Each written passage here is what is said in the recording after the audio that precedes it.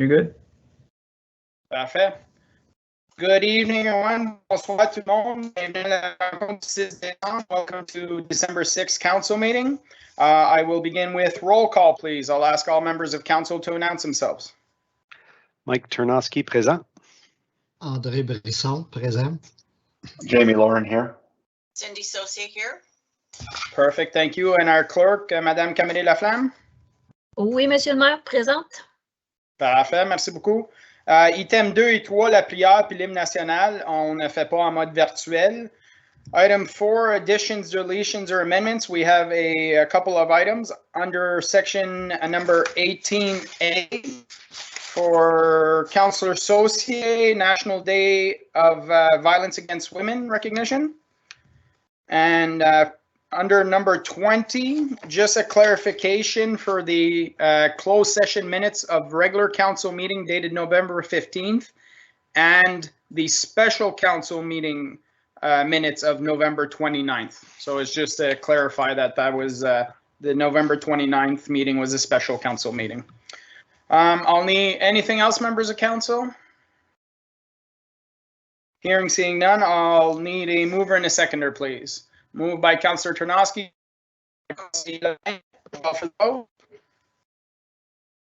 Sorry, you cut out there, so you're calling for the vote. Mike Ternosky, yes? Yep. André, oui. Jamie, yes. Cindy Saucier, yes. Perfect. So motion to approve the agenda as amended is carried. Mr. Mayor, I didn't get the seconder. Mover was Mike Ternosky. Puis conseiller Lorrain. Thank you. No problem. Item 6, disclosure of pecuniary interest. Hearing, seeing none. Item 7, adoption of minutes. Following minutes as presented, the council minutes of November 15, 2021, and the special council minutes of November 29th, 2021. Need a mover and a seconder, please.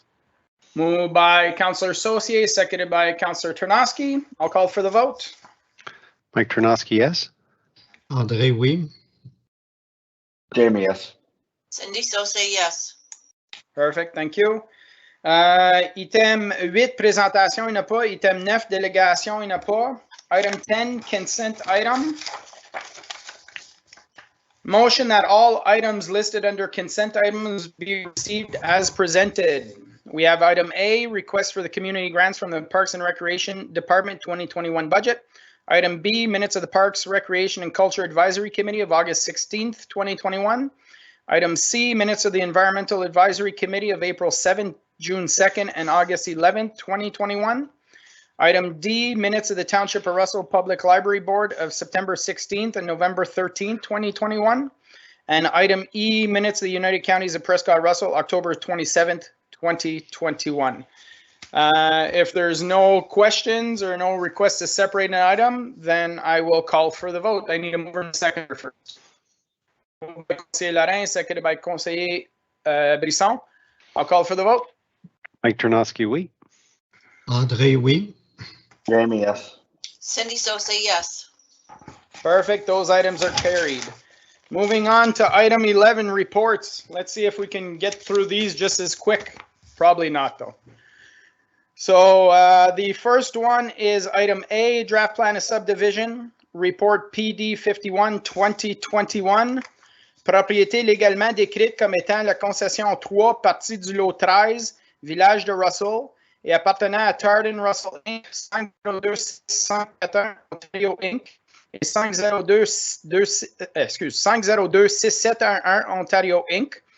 Que le conseil reçoit le rapport PD 51-2021 daté du 6 décembre 2021 et approuve tel que recommandé par le comité consultatif sur l'aménagement le projet de plan de lotissement proposé tel que soumis par Tardin Russell Inc. 502-6541 Ontario Inc. et 502-6711 Ontario Inc. pour la propriété légalement décrite comme la concession 3, partie du lot 13 dans le village de Russell, comté de Russell, sous réserve de conditions énumérées dans ce rapport. Questions, comments, members of council on item A? Councillor Saucier. Yeah, it was just a quick one. I had seen that it said that it was on the northeast side, but is it not the northwest? Madame Tremblay? Good evening, Mr. Mayor. I don't know if you could see me, but I have some difficulty with my camera. Okay, no, we can, we don't see you, but we can hear you. Perfect. I guess that's the most important. Yeah, so basically, no, it's on the northeast of the subdivision of Solidex, Corbinelli. So it's on the west side of VD Road. Okay, that's what But I was it's on the wanting clarification of. Thank you. You're welcome. Perfect. Anything else to add besides that, Madame Tremblay? No, Mr. Mayor. So this is as usual, it's a brand new subdivision in the Russell area of the village of Russell. I think the report was pretty completed, including the minutes of the Planning Advisory Committee. We did receive comments from the builder. We had many meetings afterwards with the builder concerning conditions that were imposed. But I think the report was pretty complete. So if members of council don't have any questions, then I think this will be submitted to the county for approving the draft plan of subdivision for this subdivision. Okay. Conseiller Brisson, une question, and then Conseiller Lorrain. Yeah, just to know the lot 952, is there a house on that part, or if it's was just separated before? Madame Tremblay. Yeah, through Mr. Mayor. So yes, there's a house on 952. So it was part of the condition as well. So based on our discussion, the house will be demolished when the area of the subject land will be included as part of the phasing of the subdivision. So it's going to be either demolished or moved in order for that lot to be included as part of the overall plan of subdivision. Okay. Merci. Conseiller Lorrain. Yeah, I just have one question, and it's just in terms of process.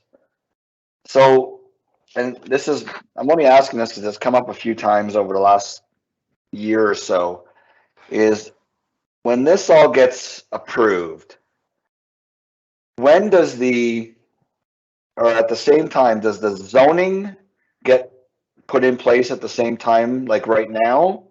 Or does the zoning get put in place at a later date? And whatever time frame it happens in, why can't we zone it originally like it is presented versus doing it as R1 across the board and having them come back and get the blue submitted as R2 or R3 as a later date to avoid that whole process? Okay, thank you very much, Conseiller Lorrain. Through Monsieur Le Duc, Madame Tremblay. So thank you, Mr. Mayor. That's a really good question. So basically right now we're going through the draft plan approval. So the draft plan approval, a plan of a plan of subdivision is to impose conditions. So let's say they have to do a traffic study, they need to do servicing report. So those are all conditions that are imposed as part of the draft plan of subdivision.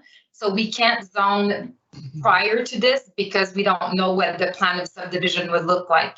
So basically the entire properties inside the village of Ampar and Russell, where we don't have a draft plan of subdivision, they're all zone R1A as a default zonage, for example. And then afterwards, when we meet with the applicant, they propose some different density in order to meet the PPS and in order to meet the official plan density. And that's why the zoning amendment becomes a condition of the draft plan of subdivision.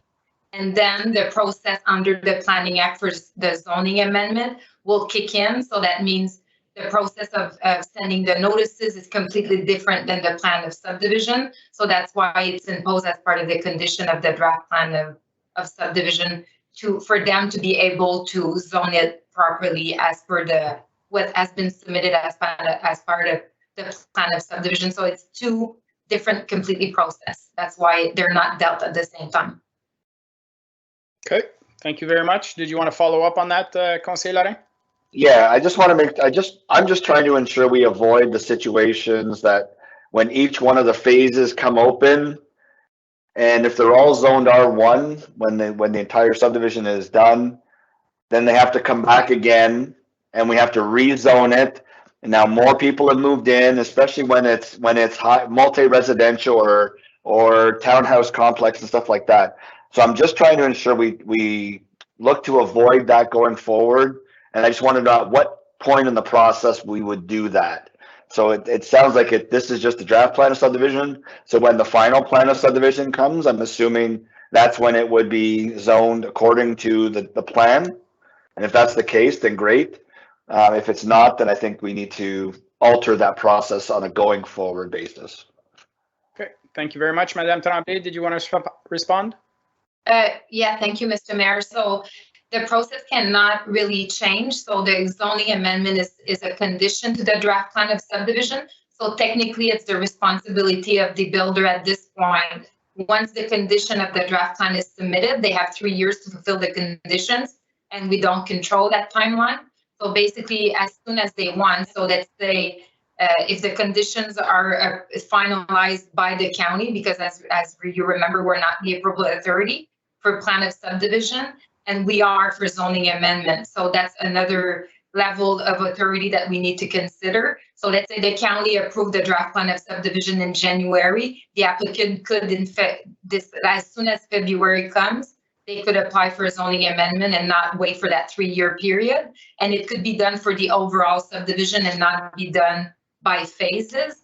It's what you see once it's coming back many times, is that the builder is changing their mind and doing red line changes, and instead of single will build semis, and that's where it triggers a zoning amendment after the fact. But technically, if the builders are prepared, once the conditions for the plan of subdivision is approved, they could apply next month and do the zoning and not wait for that to be done. So there's so much that we control, but most of the decision based on timelines are in the builder's control. Okay, merci beaucoup, Madame Tremblay. Conseiller Brisson? Oui, j'ai 2 questions.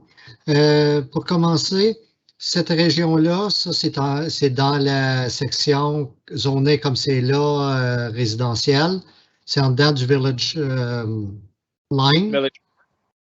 Madame Tremblay, that's correct? Yes, it is. So does it stop to the other line on the top? Like where the other project finished? Is there where it stopped right now? Or, c'est là où que la ligne du village termine, c'est ça? There's just, Mr. Mayor, if I can, there's a little section. So in page 5 of the report, you see a yellow line. Yeah. And on the northern part of the yellow line, there's like a gray line. That's where the limit of the village ends. Okay. And it's kind of impede a bit on the outside of the village boundary. So there's another parcel of land to the north that's still included in the village. Exactly. So again, this is as part of the county official plan. It allows the township to have some minor adjustment based on the fact that it's great. Not sure if you're minor, and that you won't need to proceed with this as part of the plan of subdivision. Okay. I have a follow-up, Conseil Brisson? Yeah, there's 2 questions. Like, will they use the same lagoon, like the same what's it called for the not the lake, but for the storm sewer, the pond? Will they use the same pond? Is there some agreement with Corvinelli to use the same pond? Madame Tremblay? Yeah, through Mr. Mayor. So yes, the pond was designed in order to accommodate that future growth for Tartan subdivision. And the other question is, since there's 2 parks on each end, I know it might be too fast right now, but that will be one that will be subject to have the cash and lure instead of having a park in that section, is it? Madame Tremblay? Yeah, so with discussion with Madame Guittard and the review team meeting, so it was discussed that this park, this plan of subdivision would be subject to the 5% in cash in year instead of providing a park, because we have the Solidex Park that is located just at the corner south of the subdivision, and then we have the one on the west side where Mélanie Spencer-Flat subdivision is. So it was determined that those two parks are big enough to accommodate the future growth, and the money given in 5% would be served to accommodate those parks for the future residents. Okay, thank you. Parfait, merci beaucoup. Other questions for Madame Tremblay? If there's no more questions, nothing to add, Madame Tremblay, we'll move on to the next item. Just from a staff technical point of view, I see that we don't have any attendees watching. If we could verify from the public perspective if everything is working properly, because I know that normally I'm showing 11, Mr. Mayor. Are you showing 11? Okay, Yeah. Perfect. On my end, it shows as 0, so I just wanted to double check. Thank you very much, Conseiller Lorrain. For me, it's 0 too. Okay, but at least is there some members, that's perfect. All right, the next item, la prochaine item, temporary borrowing bylaw report FS 42 2021. The council receives report FS 42 2021 dated December 6, 2021 and adopts a temporary borrowing bylaw. This is pretty much standard every year. Any questions, comments, members of council? Monsieur Godin through Monsieur Leduc, anything to add? Non, merci, Monsieur le Maire. OK, parfait. On va aller à l'item C. Plan de sécurité pour piétons, rapport ISPW 23-2021. Que le Conseil reçoit le rapport ISPW 23-2021 daté le 6 décembre 2021 et adopte la résolution jointe pour envoi au Comité des travaux publics des Comtés unis de Prescott-Russell. Questions, comments, members of council? We've had several discussions on this. If I remember well, this was a request of Conseiller Lorrain. So did you want to say something to it, Conseiller Lorrain? Yeah. So I'm hoping council will support the resolution to go to the United Counties of Prescott and Russell for action. There was a couple of requests that we received from members of on Heritage, so I think it from a safety and security perspective, it's a step in the right direction for us. So. Okay, thank you very much, Conseiller Lorrain. Anything to add, Monsieur Bourgon? My understanding is we're talking about a couple of signs and some line painting, correct? Yeah, true, Mr. Mayor. Yeah, that's correct. I know there's no pedestrian facility near that proposed crossing, so the county could ask the municipality to look into that issue. But at this time, you're right, it would be an investment of signs and line painting. OK, parfait. D'autres questions, commentaires? If not, Conseiller Brisson? Dans le rapport, quand ils disent qu'avec le rapport PW 20-20-21, ça dit l'accent devrait être mis sur le prolongement du trottoir le long du chemin South Russell. Ça serait-tu, parce que comme c'est là, South Russell en a sur le côté est, mais c'est-tu pour qui dit de l'avoir sur le côté ouest? C'est-tu ça que ça rentre sur? Non. Je crois, M. Bourgon peut me corriger, mais je crois que c'est juste faire l'extension parce qu'il ne termine pas à l'école présentement. Il termine proche le Stiver Subdivision, je crois. C'est ça, M. Bourgon? Merci, M. le maire. Donc, il y a une section. Donc, le trottoir existant est du côté est. Oui. Mais il y a une section qu'il n'y a pas de trottoir. Donc, les étudiants ou les piétons utilisent le trottoir. Je pense que c'est rendu à Cummings, il n'y a plus de trottoir, ça reprend près de la caserne. Donc, le trottoir est discontinu là, à cet endroit-là. OK, ça fait que ça serait une priorité. Y avait-tu été identifié?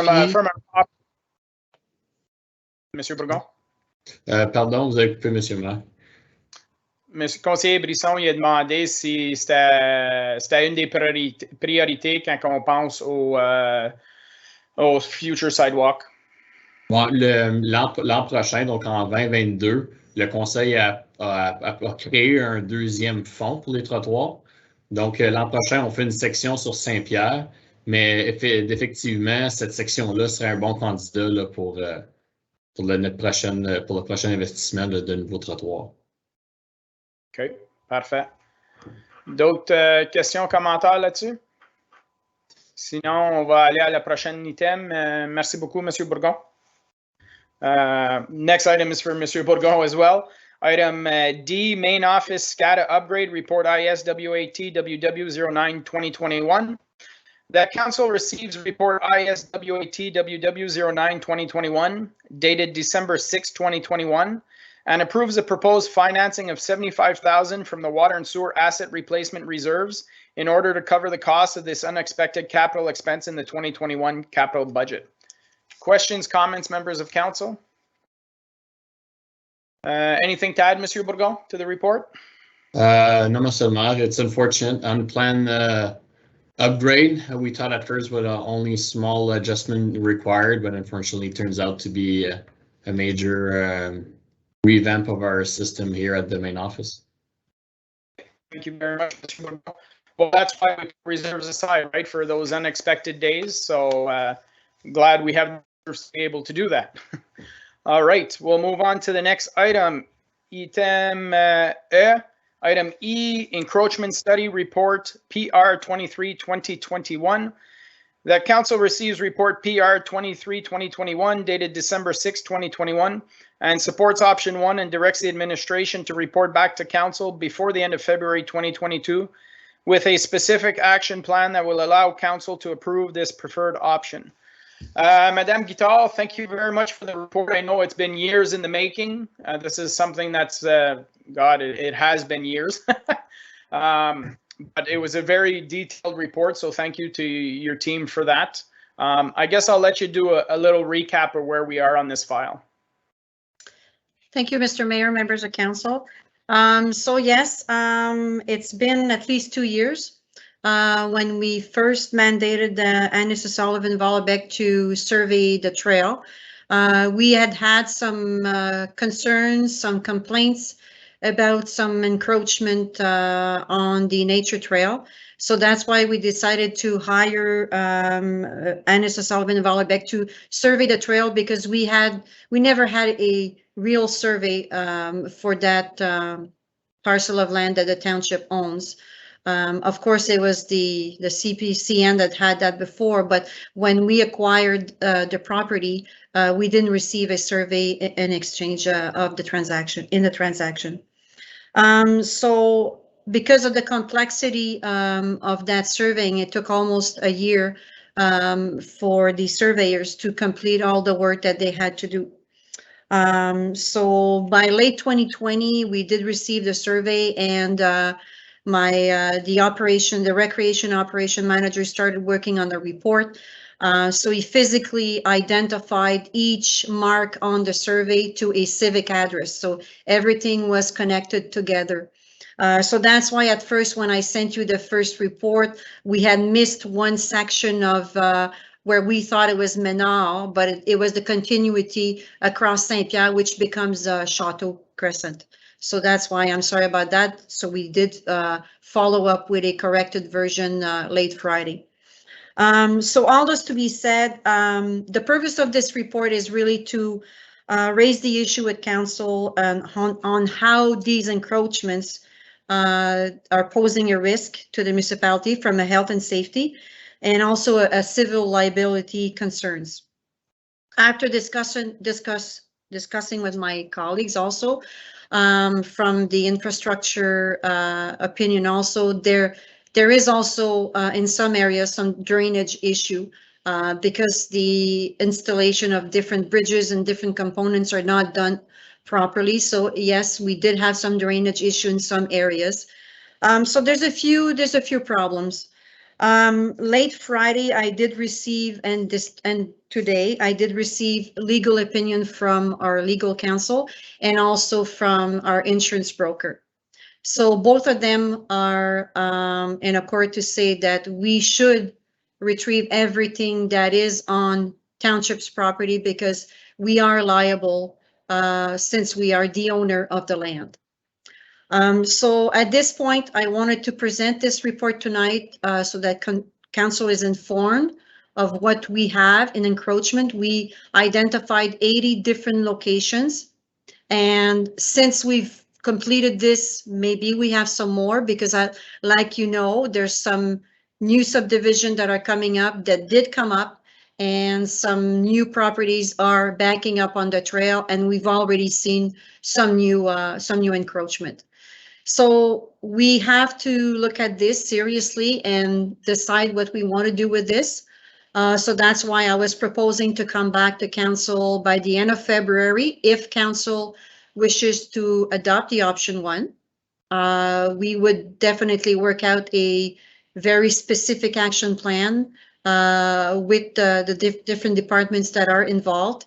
And definitely we would come back to council and get the approval from council on how to deal with this. We're also open to suggestions or, you know, new ideas that how we could approach this with the residents. So I'm open to listen and what council have to maybe suggest to the department. Okay, thank you very much, Madame Guittard. Just for record, Madame Cameron-Laflamme, Councillor Tarnowski sent me a message. He's having computers issues, so he's just restarting his computer, so it'll probably be a few minutes before he's back. And as well, for all those who are watching and who might not be familiar with our question period, you please make sure that you state your name and address for the public record. If you simply leave it as anonymous, your question will not be addressed. That way we can make sure that we're getting the right information to the right people. And again, it is a question period. It is not a comment period. So if you have questions, feel free, and we'll address those questions later on in the agenda. Conseiller Lorrain, go ahead. So I have a couple of questions, but I'll ask one and then we can kind of share the path here. Did we already do the survey of all of the lands and we know what is ours and what is not ours? Is that my understanding across that entire area? Madame Guittard, that is correct, I believe. Thank you, Mr. Mayor and members of council. That's correct. So we did the survey of the whole trail, starting in Ambrim up to Forest. So the whole trail has been done. Okay. Is it safe to say, and I don't know the answer to this, I'm just asking, that some properties pretty much go right to the ditch and some of them are further back, or are all the properties that we're talking about, there is a certain section before the ditch that is the township's property? Madame Guittard? Thank you, Mr. Mayor, members of council. It doesn't go very close to the trail. There's some areas that it's not exactly the same width, but it's nothing nothing important, if you want to say. And of course, it's not a straight line because we have to remember that used to be the railroad track. But definitely there's a big, how can I say that, like an allowance of land on each side. So to say that there's a house 5 feet from the trail compared to the other one at 50 feet, no, there's not a big difference like that. Most of the properties are all approximately the same distance from the trail. They're following a line. Okay, but there are some instances where it might be off. There are some instances where it might not be exactly a straight line, but for the most part, they're all pretty much following the same distance. That's right. Okay. But, okay. Right. I have more, but if somebody else has one, they can go ahead. I think Councillor Saucier put her in and Conseiller Brisson. Thank you. I'm really happy to see this, especially when I've been seeing a lot of tree removal along the trail by property owners. The one thing I had a question about was on the hydro side. like, because a lot of, they weren't on the list of the 80 locations that you identified, but there are some properties that back onto the hydro line, and they've actually extended their fencing like to right under the hydro line. So I'm just wondering, how are we approaching that issue? Are we working with hydro, or because that side, of course, which is the north side, is owned by hydro. Madame Gall? Yes, thank you. Well, I don't believe hydro owns it. They have an easement, which is different. Okay. So definitely I could check with Mr. Bird to have, because those are probably some of the new properties. They were not identified in the report when we did the report. I know we've identified, I think, 10 more that were pretty significant in the spring that we saw from another subdivision. So I could double check that with Mr. Bird, but nothing came up from the hydro line. So, but definitely we could have another check at that one. I'm just, like, because there is some fencing that could be approximately 20 feet extension of the backyards. Okay. And so then, that would be an issue when hydro comes back, they might to do maintenance or whatever. And the other question I had was just about where you had about the chain link fences. Because I don't see a problem when someone's got a chain link fence at the back of their property if it is their property line. So how are we determining that? Madame Guitar, I think that the chain link is extending their property onto ours. Is that correct? That's right. The chain link is installed on our property. This is what we mean by that. Okay. So they're extending their yard by putting the let's say the chain link 15 feet further out. Oh, I see. Okay. That was my question, because just from the photos, I thought, well, isn't that their yard, Yeah, so that's why we identified that as encroaching. Right. Okay. Perfect. Thank you. Okay, thank you. Conseiller Brisson? Yeah, just to complete the question of Jimmy, Councillor Laurent, I'm quite sure that, quite confident that both ditch on each side of the trail is owned to, like now, to us, because the ditch was part of the railway and not to the other property. So that's why I'm quite, if I did understand the question properly, that there's no owner that has any lot past the ditch. I have one question, like for myself, understand the liability, and I'm 100% for removing structure and fences, but for the bridges, that's why I'm tending more for option 2, because if they're expected that they don't do any obstruction for the ditch, most of those property had paid more, because in any park you have access from your property to a park, and that's why I understand that whenever the ditch, like in the spring, is often full of water, and that's why the people are building small bridges. But that's why I'm more to encourage the people to, yes, having those, but having them inspected, and if they're dangerous, to be removed. And that's one part. Did you receive the comment, the email, or if it was just from Aaron Paul for 5017 Castor Street? It just said that the bridge assigned at 517 Castor is incorrect and entered twice.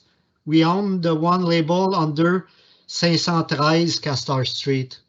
C'était juste savoir si tu avais eu ce email-là pour corriger. Okay, you can forward it to Okay. Guitar and Yeah. they can make that correction.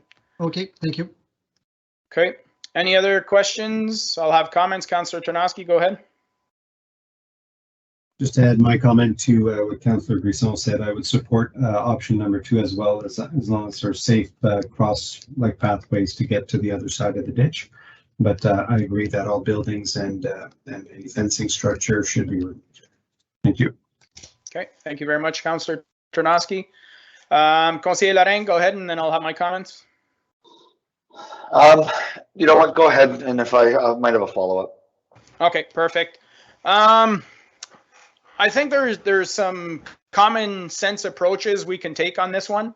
I think that realistically, yes, we own a good section past the ditches on both sides.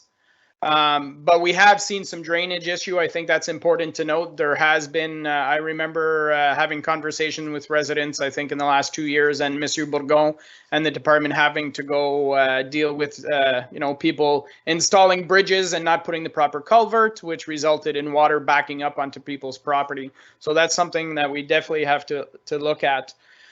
I'm asking what, if council is open to the idea of selling these parcels of land to the residents, in the sense that we would not, the ditch would still remain ours, but I hear that liability is a big thing, right? And if we own the land, we'll always have that liability no matter what. So if we were able to, say to the landowners, for the cost of the surveying and the cost of legal, we're willing to sell you that portion of land up to the ditch. And then when we look at the ditch, we can look at it like an entranceway. Whereas people who have entranceway on rural roads pay for the culvert, they install it. So it would be similar to a permit for the bridge, similar to an entrance. And that way they're taking liability as well, just like they would do an entranceway. I think there's some common sense approaches here.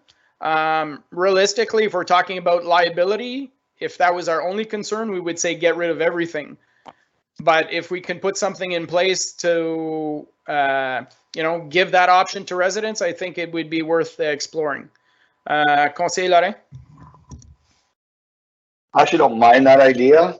The only thing that I would suggest is the cost of the survey has already been done. We've already dealt with the survey. We would have paid for it one way or the other. I think the legal cost to transfer it out should be borne on the homeowner. But the surveying, I think we've already undertook that step for this project.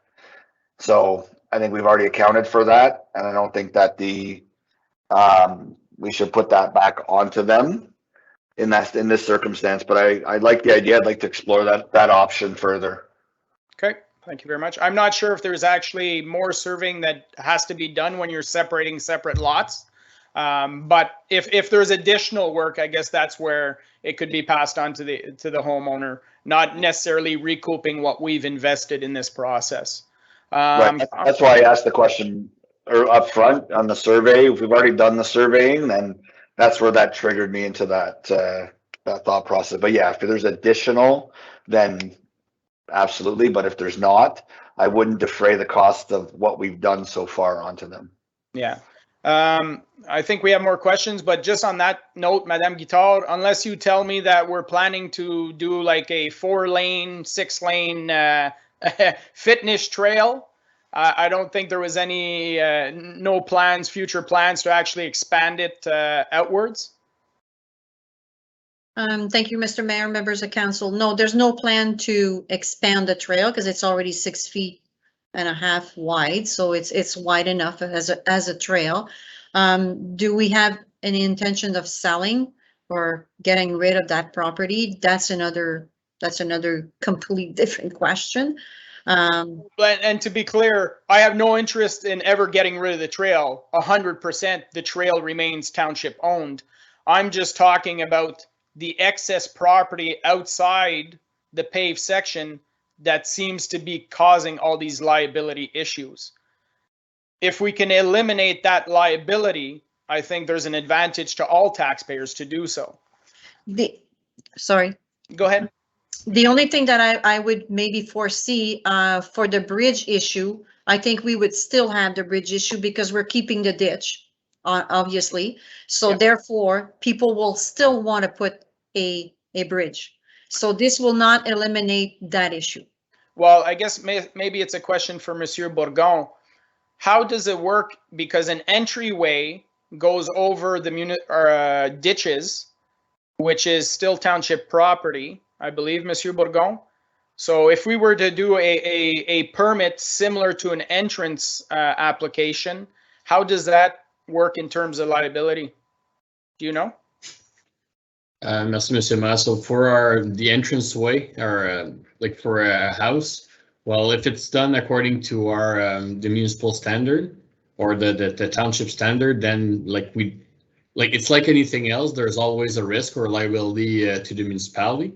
But if it's done the proper way, I mean, that risk is really minimal. Okay. But so we're talking like in general, like just the use of a culvert and a proper entranceway. Definitely if we like bridges, or you may be entering into a different ballgame, but that just for a roadway accessing into a dwelling, it's fairly straightforward. Okay, so we might be looking at putting standards in place for the bridges and having those inspections done, similar to option 2 if we went that route. Okay, I see more hands going up. Conseiller associé, conseiller Brisson. Okay, thank you. Yeah, well, it's an interesting thought. The only concern I have about that, Mr. Mayor, is that, changing the look and of the trail, because and from a liability point of view, if homeowners are out there, which, I have seen where trees have been completely cleared and you got people cutting down trees and you got people utilizing the trail. So I think there's a concern there for safety issues, because, there's one property I know of in particular, like I'm sure 15 trees came down on the trail on which is our property. So, I kind of have a concern about that. I'm open to the option of the bridges, but again, like you said, we have to make sure that they're safe, I guess, because that's still our property over the ditch. Okay, thank you very much, Thank Councillor. you. I think in regards to the trees, when we have our discussions on an urban tree cutting bylaw, there always could be specific clauses for along the nature trail to not lose that feel, but that would be a discussion at that point in time. Conseiller Brisson? Yeah, just to mention that I am not open to that idea of selling some land to the side to the owner. You can just imagine the cost of it, because I know that we did happen at my place that we had to, there was a mixed up and we had to transfer a 6-foot strip, and it was quite costly. And at that same time, if you transfer it to the private owner, then they can cut the trees because it's their land. So I said, and leave it as it is, but as we were saying, go with option 2, that you have to have a bridge that is approved. And then I know there will be always liability, but it gives some value to that property too. And that's why they will be open to have it inspected and having it properly installed. But to give them the choice, and if they find it too costly, then they can just have the trail going on without the bridge. That's the other option if they don't want to have the inspection done, but not giving them not selling them any more land, because you need that buffer between the houses and the trail to keep the nature on it. That's my point of view, and I know for a fact the cost of it, because it's not just c'est pas juste l'arpentage là, c'est tous les frais de transfert tout ça. Puis là, si t'en donnes qu'un en prend, l'autre en prend pas, là comme c'est là, c'est facile. La ligne est pas mal droite entre les voisins. Il y a des places que ça varie un peu là dans les choses, mais là t'as pas un voisin qui a 6 pieds plus loin, l'autre a moins. Là, ça va faire de la chicane aussi. Puis Puis là, ceux qui ont déjà dépensé un paquet d'argent pour leur clôture, qui disent, ah ben là, il faut que je remouve ma clôture pour pouvoir prendre possession. En tout cas, moi, je trouve pas que c'est... Moi, je n'approuve pas cette idée-là, mais pour les ponts, oui. OK. OK, merci beaucoup. Comme j'ai mentionné, quand on va avoir notre urban tree cutting bylaw, that's always an option to have that discussion to protect the trail. If that's the sole reason we want to preserve the trees, that could be part of a future bylaw. Conseiller Lorrain. I have another thought on this now. What about, don't we have some sort of agreements that are put in place sometimes? Are they encroachment agreements or something like that? Maybe Madame Tremblay might know from a planning perspective. Is there something like that that we can put in place rather than being the owners of keep maintaining the ownership of the property, but having an agreement in place with them? Good question, Conseiller Lorrain. I know there was lands that were leased to the property owners years and years and years ago, but from an administrative point of view, I believe those were never kept up. Madame Guital, did we ever have any agreements in place? Thank you, Mr. Mayor, members of council. Yes, it was done, like you said, years and years ago, and it was administered through the bylaw department. I think Mrs. Bordeaux could talk on that. She was there at that time. But those, I think with council changes and then the agreements were never renewed, so everything fell through the cracks. What about Madame Tremblay? Would she have a comment on that maybe? From a planning perspective? Madame Tremblay, we can see you. Yay. I think it could be a good idea on what's the encroachment, but I think it could be a good option for us to remain the owner and impose conditions such that trees cannot be cut, but you could actually encroach for the buildings and fence if that's where we want to go. I think it could be a good solution that we could pursue for sure. Just out of curiosity, if we do encroachment agreements from an insurance and a legal perspective, are we covered, or are we still, I mean, when people sue, they sue whoever has the deepest pockets. So that would be the township no matter what, if we're still owner in some way or form. I'm not sure if anybody has comments on that. I think it's something that we should verify with our legal advisor for sure. Okay. Conseiller Lorrain, then I'll go to Madame Guital, Monsieur Leduc.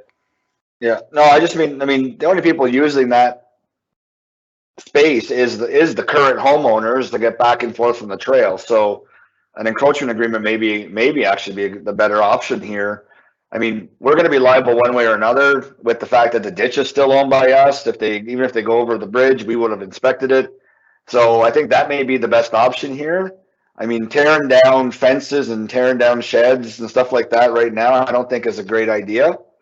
I mean, there are some really elaborate fences that have been installed, and maybe it's yes, they're on our property. They shouldn't have been installed, and they should come down. But if we have another option like an encroachment agreement that works, then maybe that's the better option, where we can ensure that the trees don't get cut. We can ensure that there's other things that can't be done in that space. Maybe that's the better option. You can't put a shed up to a certain point close to the trail. You know, things like that right now, where in the last, 30, 35 years, it's been almost like a free-for-all. At least now we can control it with some sort of an agreement. So maybe that's the better route. Yeah. Okay. Thank you very much, Conseiller Lorrain. Madame Guital, Monsieur Leduc, final thoughts?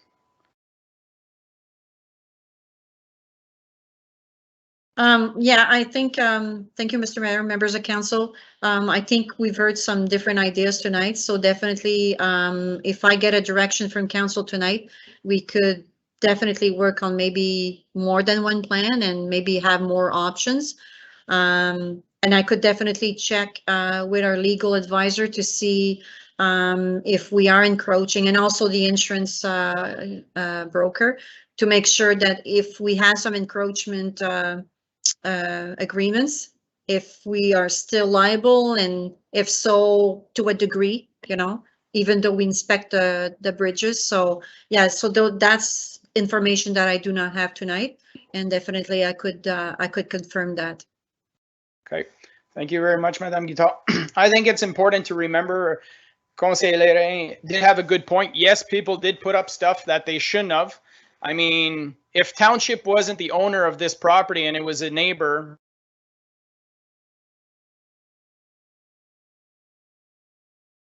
would people, you know, we own parks all across the township, and we haven't seen property owners who start putting stuff in our parks, unless you want to contradict me on that, Madame Guitar. I do believe that there are, you know, there is legal issues going on with the trail in regards to the township being sued for liability because somebody stepped off the asphalt path. And, you know, that there is costs associated with that as well. So, you know, these are things why, and that affects all property owners in the township when the township is being sued, and the costs. Monsieur Le Duc, thoughts? Yes, Mr. Mayor, members of council, good evening. I think the township and its residents has a jewel in its hand, and you're letting it being eroded regularly. I think you have to think also of the 5,000 maybe other users who are seeing this and say, how come they're letting this happen on our property? So I think council should also be thinking as to the majority of owners, of users that see this happening and how that's impacts. So I think in your action plan and in your reflection as to which option should be retained, there's a few good ideas here for sure to explore. But also I would suggest to council that, you know, there are at least another 5,000 people using this.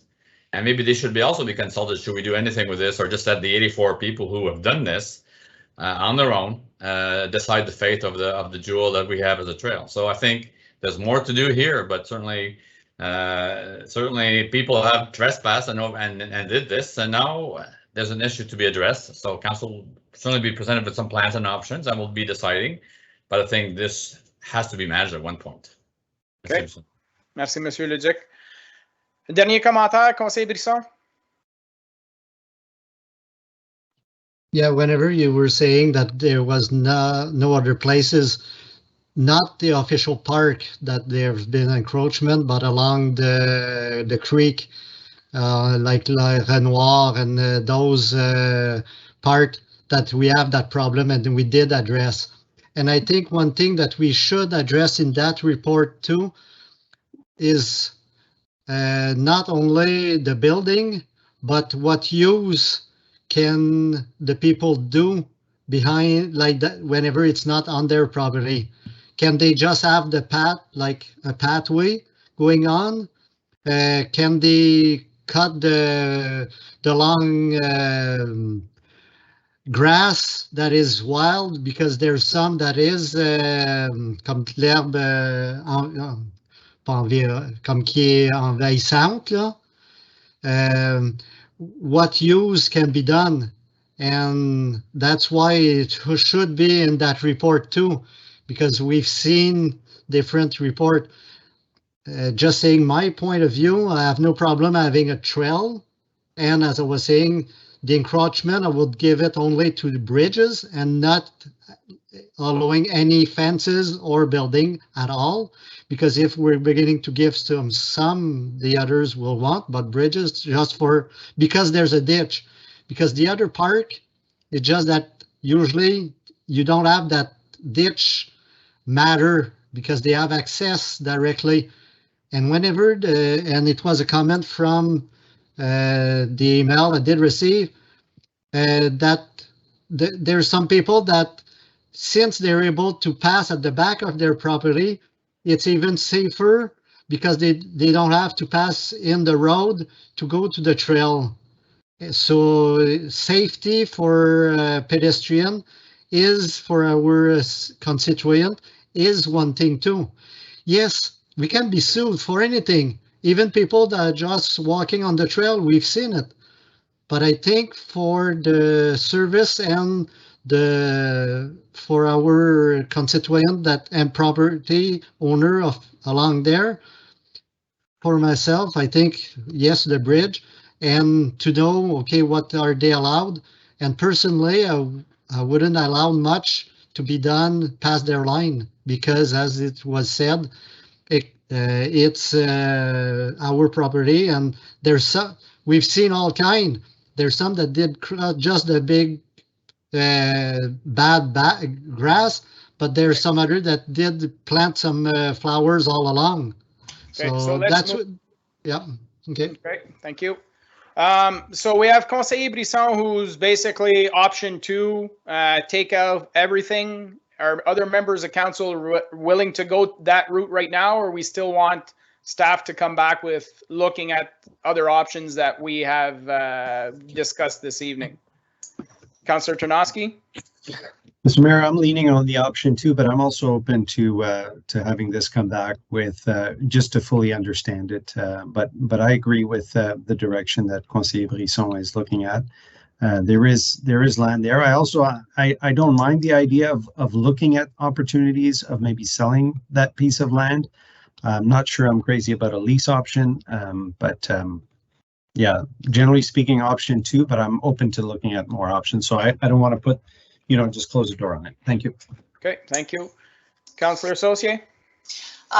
Yeah, I'm leaning on option 2 also, but I also like Councillor Moran's comment about, that we look at this and also what would be allowed in an encroachment agreement. I'm really not in favor of selling the land just because of what could happen to it. So yeah, I think there should be some rules in there on what's acceptable and what's not. Okay, thank you very much. Conseiller Lorrain? No, I'm good. You're good? Okay, so we seem to be leaning towards option 2, which would mean removing a bunch of stuff, but there's discussion as to the possibility of encroachment agreements or possible land sales or lease agreements. So Madame Guittard, are you okay with the discussion this evening to just see what other options would be viable in regards to the extra land? Or do you want something more specific this evening? Thank you, Mr. Mayor, members of council. That's a very large choice of options that we would have to work out. Maybe more precision, I think, would be better, but I'm open to it. It's just it's a lot of work. Okay. So you're talking about option 2. You're talking about encroachment agreements. You're talking about selling the land, and what else? I think that was it. Just what's the possibility of selling the land? What's involved in that, or what's involved in encroachment agreements? Was there anything else? And option 2. And yeah, option 2. Conseiller Tarnowski? Yeah, just a clarification point. In an option where we look at selling property, how would we address, different residents not wanting to buy it, some that want to buy it, and what happens down the road? So I'd be interested in looking at, like, what's the impact of that if we're looking at that sale option? From my perspective, it would basically be if you want to buy the piece of land and you can put your shed, your fence and that. If you don't want to buy the piece of land, then you're not putting anything on township property. So it eliminates somebody from saying, it's one or the other. Either you pay the cost and, we're not talking about selling this at market value. We're just saying cover the township costs and you get the extension of this property. If you want to have, this, your shed or your fence or whatever the case. In regards to, and to go back in regards to the bridges, that's really just a process of like an entrance permit. It would be just a bridge permit that we would have on the trails. But, I think the majority of people we're talking about is just bridges. Out of the 80 people, the vast majority is bridges. It's not necessarily everything else we've discussed. So follow up, Councillor Tarnowski. Yeah, just a point of clarification and going in line with what Monsieur Leduc was saying, this is kind of property that belongs to the entire community. So I think it would be a bit of a slap in the face if we're not selling it at market value if we're going to do that. So I would say that if we're going down that path, I'm not sure I want to give it away. Okay, Thank you. fair enough.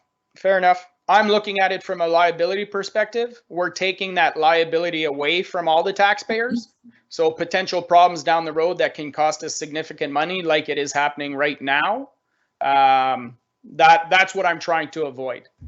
Madame Tremblay, t'avais-tu quelque chose à ajouter, or you just happen to put your camera on? Nope. Okay. So with that, so just looking at those two options, Madame Guital, encroachment and possible land, and we're just to see what, like, what's the feasibility of this. If it's not feasible, it's not feasible, and then we'll deal with the options that we have in front of us at a later time. And again, yeah, whatever council makes a decision in the direction, there's going to be public consultation to let the property owners know where we're going with all of this.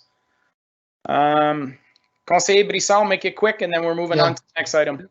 Just mentioning that for the encroachment, I have no problem to have it to check with the insurance if with the bridge we're more covered than not. That's what was my only comment. Okay, merci beaucoup. Correct avec ça? Dominique avait levé sa main, je pense. OK, Madame Tremblay. Oui, je voulais juste mentionner aussi au niveau de la vente des propriétés, juste par après aussi, il faut penser à la gestion de tout ça. Donc, si jamais un propriétaire décide d'en acheter une partie de terrain, mais les autres décident de ne pas les acheter, quand il y a des demandes de permis de construction par la suite, c'est dur pour l'administration de gérer qui appartient quoi, comparativement à quand il y a des lignes de propriété qui coïncident avec toutes les autres mêmes lignes de propriété. Fait que ça aussi, dans la même ligne de ce que M. Leduc a mentionné, c'est un élément important à considérer, que les propriétés ne sont pas les mêmes profondeurs, puis qu'il pourrait avoir une grosse distinction entre qui appartient quoi. Donc, juste une question de gestion par la suite, basée sur la décision qui va être prise. OK, parfait. All right, if there's no further questions, then we'll move on to the next item. Another fun one. This one is a little bit more positive, hopefully. Recreation Complex Update number 6, Report PR 24-2021. That council receives the information PR 24-2021 dated December 6, 2021 and approves 1. Collier's Project Leader's Proposal, 2. The removal of the Embrun Public Library branch from the Recreation Complex and confirms that the Embrun Library branch be a distinct project from the Recreation Complex and that the administration meet with the library interim CEO so that discussions take place on a conceptual plan and required budget and report back to council for review and approval. And that 3, the addition of a 7,500 square foot community hall and a 7,500 square foot gym on 2-floor layout be integrated into the rec complex. Madame Guital, I'll let you start off on this one. Thank you, Mr. Mayor, members of council. Yeah, you're right. This one is more fun, I think. It's more positive. So when we left off, that was back in August 31st, 2021.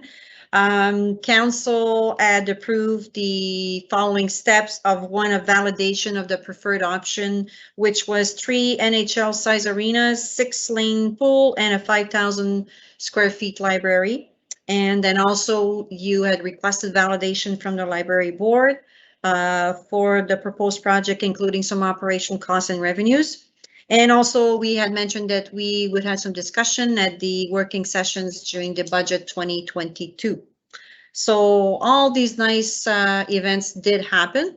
And as of today, where we are right now, if we go back a little bit in time though, in November, or no, in fact, in September 20th, council had given direction to the administration to come back with fees for the library validation. That was supposed to be presented in early November. In fact, it was presented on November 15th. Mrs. Isabelle Camiri, who is the Russell Public Library Interim Chief Executive Director, presented a comparative study for the public library. So she did present 4 possible scenarios. And from this, they had, the library board had resolved to recommend a 2-branch library system, including a 7,500 square feet ground floor branch in the recreation complex in Embrun. So from this there was further talks after that. And on November 25th, Mr. Leduc, the CAO, received an email from Mrs. Isabelle Camiri stating that their library board had voted unanimously to fully endorse the exploration of a retrofitting of the Camille Piché Community Center into a library in order to fulfill their mandate of better servicing the community. So from all this now, we are coming back to council tonight and proposing a new core because now if the library would not be in the recreation complex, it would probably be at the community center. So we do ask council now to give a very a clear mandate, clear direction, that now the library would be a distinct project from the recreation complex if it is to be going to the community hall in Embrun. And also we're asking tonight, as mentioned in the resolutions, that we would give a mandate again to Collier's Leaders Group to fulfill the rest of the planned project, if you want, for leading us through the March period. That would involve two public consultation to further out seeking information from the public. We would like to do these public consultations in person. We would have one public consultation in French and one in English. They would also procure and manage N45, which is the architect firm that we've been dealing with in the past, to provide the design of the new core, if that is the case. And also we would be coming back with more precise operational costs, if you want, for that new core, because we have to agree that we would be taking out the library and maybe replacing it by the new community hall that would probably be now in the rec complex. And we would also be proposing a gym, if it's possible, in the rec complex. So the fees from Colliers were mentioned in the proposal. It was for $27,456, and that's including some fixed disbursements. Furthermore, in the report, we did put a special section for the financial part of it. So if you want, I will pass the floor to Monsieur Godin so that he can explain the financial part of this report tonight. Thank you very much, Madame Guittard. Through you, Monsieur Leduc. Monsieur Godin, our Minister of Finance. Merci, Monsieur Maire. Right, so for the financial section in this report, what we've done basically is we've kind of put a number to that core option that council had asked for back in August. So with the 3 pads, a 7,500 square foot library, and a 6-lane swimming pool. So basically, the number here is an estimate, and it's based on the documentation that was already provided by Colliers and Hanscom back in August. So we kind of took those different options, put them together, and provided a high-level estimate of about $66.6 million, which would be for the full construction for the period of 2023 to 2025. The rest is basically just reiterating what we've presented in the past, which the actual financial plan, which is to keep on allocating about $150,000 from growth every year from taxation from growth, as well as a 1% tax increase every year, and that up until 2028. We did speak when we presented to council in August about different ways to manage our loan. So those different options were looked at, and they were worked into these scenarios. So what we're looking at is essentially if it was this option, and if it did cost about $66.6 million on year, we would get to the end of the financial plan in 2028. And pretty much be where we need to be to not have further tax increases in subsequent years. Okay, Thank you very much, Monsieur Godin. So basically, the growth portion is the continued plan that we have in place now, 150,000 a year coming out of growth. The yearly 1% tax increase would continue till 2028, which we started in 2018. So basically, we're talking over a 10-year period, increasing 1% a year for 10 years. Therefore, when we would get at the time to the complex in 2028, there would be no further tax implications for existing residents specifically for this project. That's what the 10% is taking care of, correct? Excuse me. Yes, Mr. Mayor, that's correct. Okay. And we also worked. We also did look at the operational costs and the asset management funding, so that's all worked into there. And this is the result that we have. Okay. Thank you very much. We'll open up the floor. Conseiller Lorrain. Yeah, just on that last point that Mr. Godin just mentioned, I just want to make sure so that this plan takes into account a 1% tax increase for that 10-year period. It also takes into account the additional 150,000 of funding that we set in place for that same period of time, and that even though the budget for that would start in 2028, that the project actually finishes in 2025. That's the 2023 to 2025 timeframe that is set out in the other document for this project to go in, and we'd probably do an interim financing between 23 and 28. Is that accurate? That's correct. So we did consult with our with Infrastructure Ontario, which is who we mostly deal with when it goes to loans, to see what type of programs they have for interim financing. So they do have a program that would allow us to have that construction from 23 to 25, but not to lock in a long-term debenture before 2028. Between 26 and 28, what do? Do we go with their program, or do we finance internally? We're going to have some options at that point in time, but this plan here, it does take that into consideration. Excellent, thank you. Perfect. Thank you very much, Conseiller Lorrain. Other questions, comments, members of council? Conseiller Brisson? Yeah, I have two different. The first, whenever you're talking about this third point, an addition of comme pour le community hall puis un gym, on a 2 floors. Le gym, c'est déjà une structure que d'habitude, c'est déjà bien haut.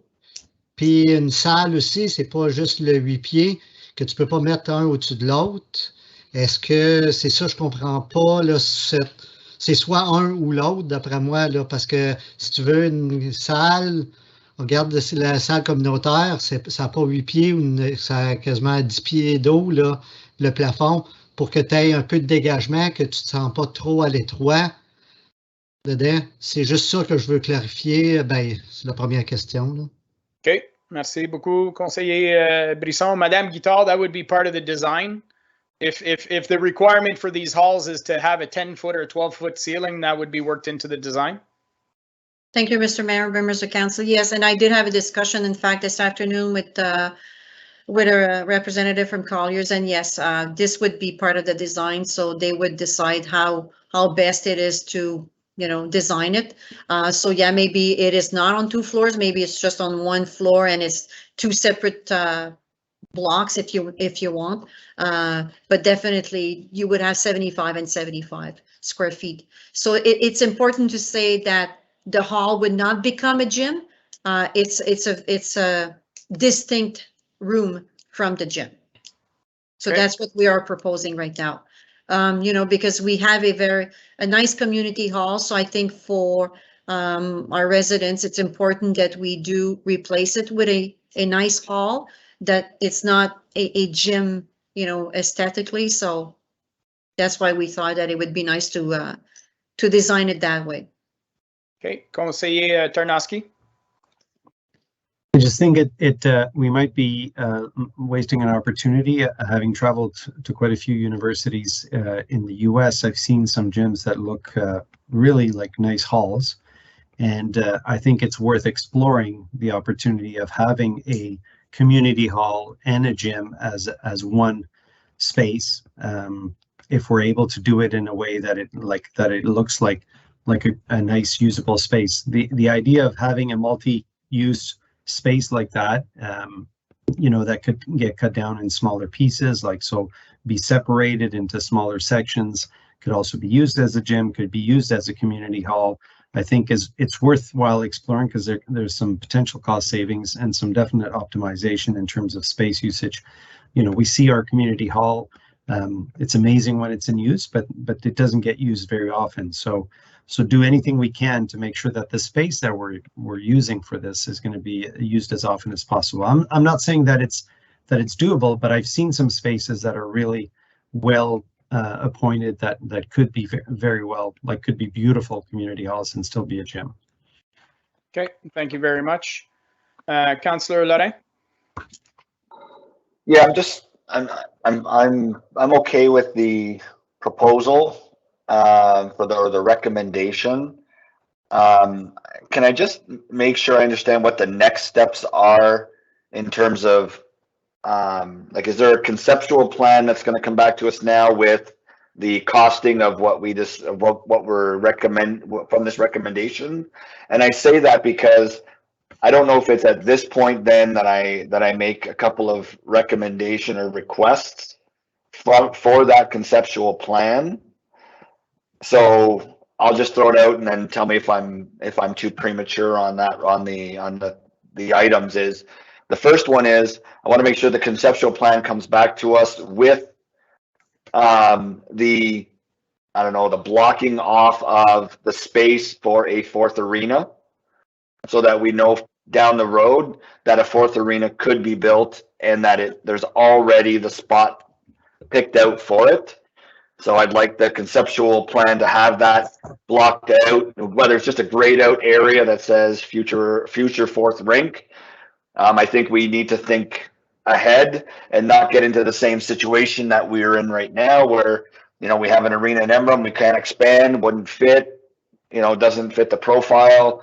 Would have to do a lot of retrofit, that kind of stuff. So I want to make sure that it's shown.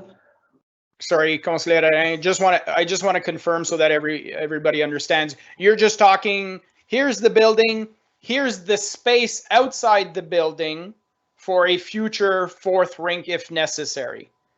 Yeah, right? so we're not talking about making the building bigger. Keeping in mind that we might down the road add something, we want to make sure it's feasible. If the arenas are bang bang bang, then I would assume the fourth one would be bang beside it. So gray out that area and just say, you know, future fourth rink could go here. And then obviously when it's built, we want to make sure that we have the ability to actually do it and go there. Right. That's what I want to make sure of, because, you know, 5, 10, 15 years down the road, you may need that fourth rink due to the growth that we have going on. And I don't want to be sitting in a situation where, oh man, we didn't plan for it, now we've done something else with that piece of land, or it just won't fit or doesn't fit in the schematics now. No, I want to make sure that we think ahead for that parcel.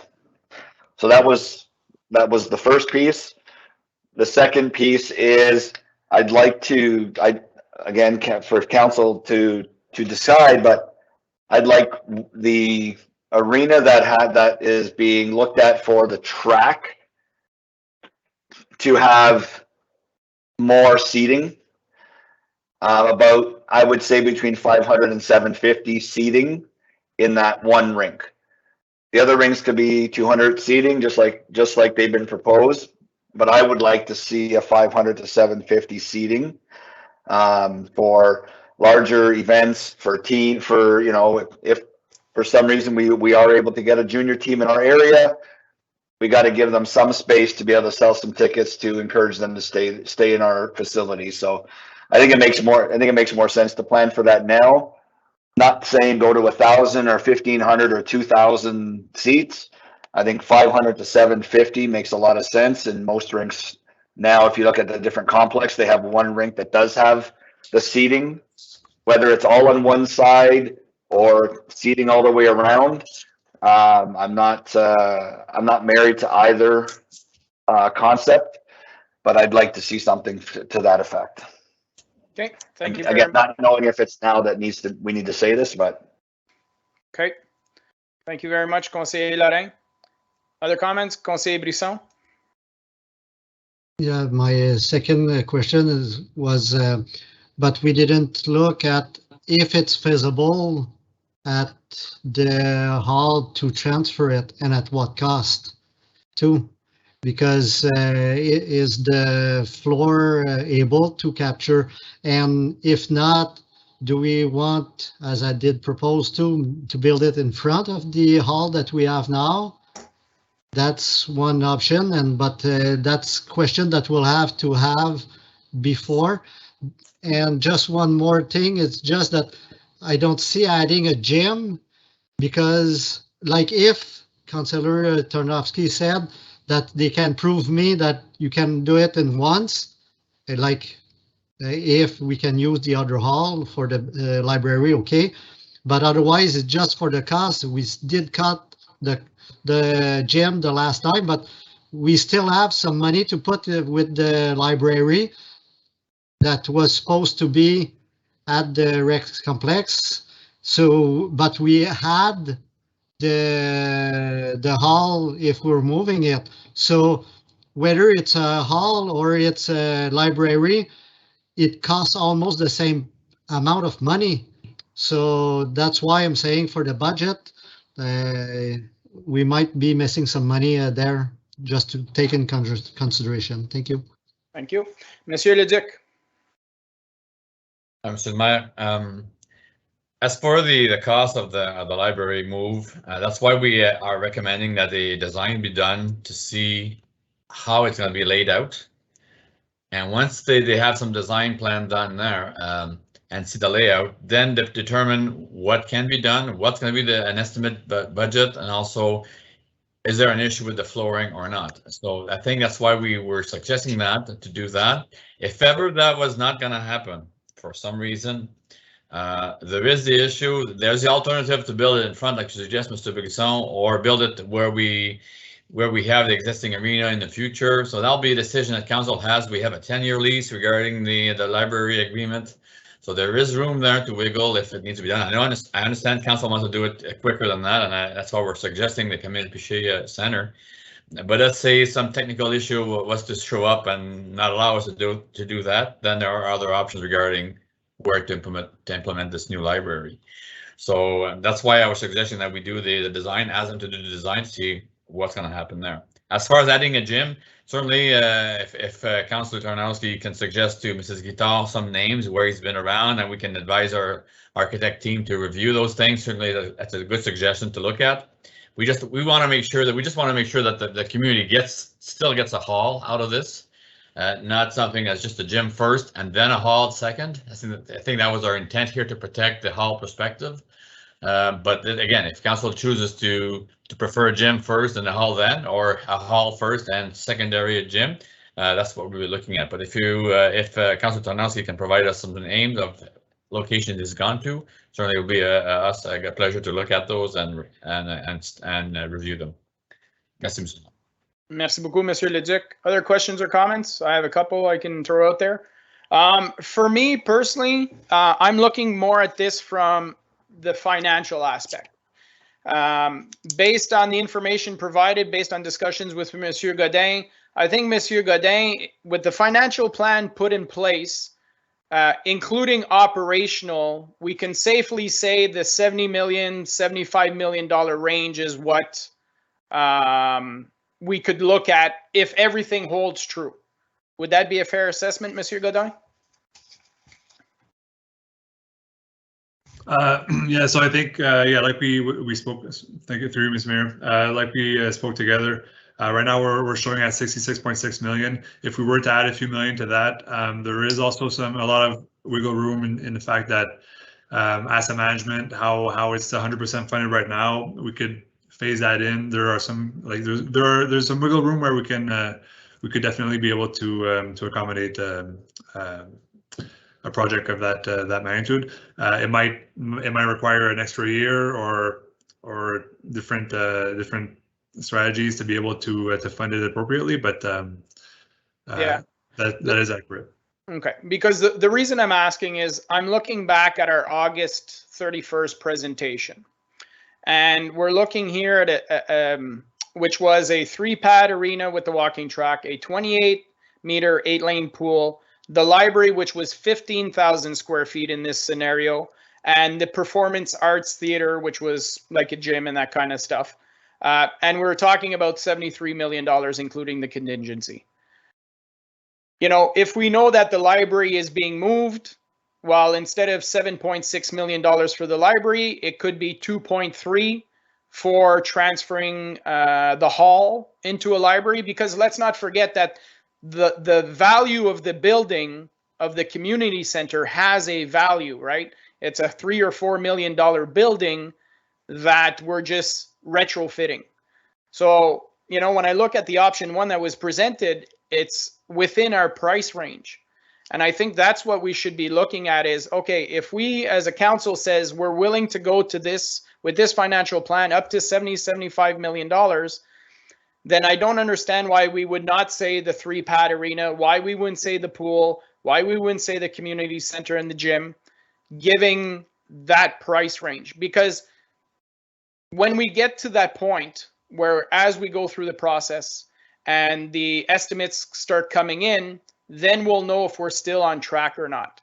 Because we might find ourselves at, yes, at 75 million, we're getting all of this.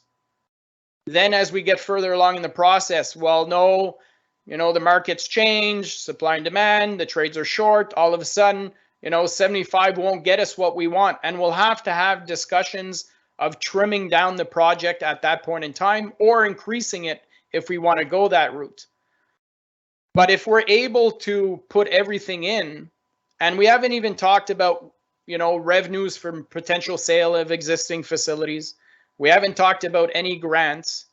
You know, when we look back at the Dome, pre-COVID, of course, how often did we say, if we would have known, we would have done it bigger because we had the capacity to actually use it more, right? So I don't want to, like Councillor Lorrain said, you want to plan for the future, you want to plan a 4th rink. I don't want to build a 6-lane pool and say a year into it, wow, we should have built an 8-lane. You know, especially, so I think if council is comfortable with the financial plan saying, okay, we can go up to $75 million, that's our financial plan. Let's put the biggest things we can, unless there's something specific. Because if taking the library out of that plan, we're saving right off the bat about $5 million. Conseiller Lorrain? Yeah, I remember the one thing that I was going to say earlier, and you just reiterated it a little bit there, is let's keep in mind that the plan that we are putting in place, the financial plan that council has endorsed, not resolved to yet, which I'm hoping we will do in the very near future, it includes not just the capital cost of this project, but it also includes the operational cost. And I think that's an important aspect for people to understand, is that we are looking at both sides of the equation, operational and capital, with that increase in that tax, that 1% tax increase that we're doing for the 10-year period. And so we are taking that into account. And that's a huge piece of this whole proposal, is the fact that we are looking at both sides of it, capital and operational, and this looks to cover that even at that price tag of let's call it $70 million. So, and that's again without any additional funding from anywhere. So that was just the point I wanted to make, that we are looking at both sides of the equation in this funding project, in this funding proposal. So I think we're doing a good job at that. Okay, thank you very much.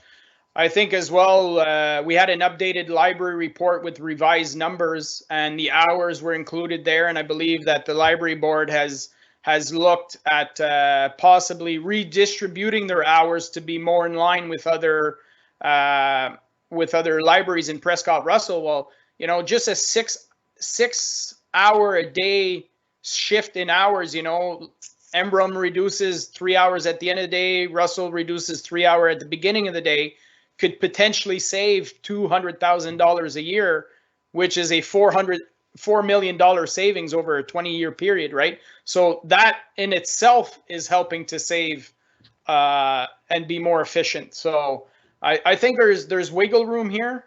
Councillor Tarnowski, you had your hand up. Well, so I have 2 points to make. One, I'll just clarify real quick the library piece that you just mentioned in terms of the hours.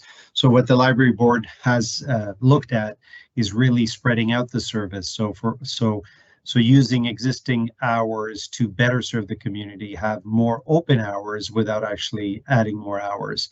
By for example, having a Monday evening service in Russell and a Tuesday evening service in Embrun eventually. And so with the same amount of hours being open, having library available to the community on more hours. But which begs that it could be looked at in terms of optimizing it even further.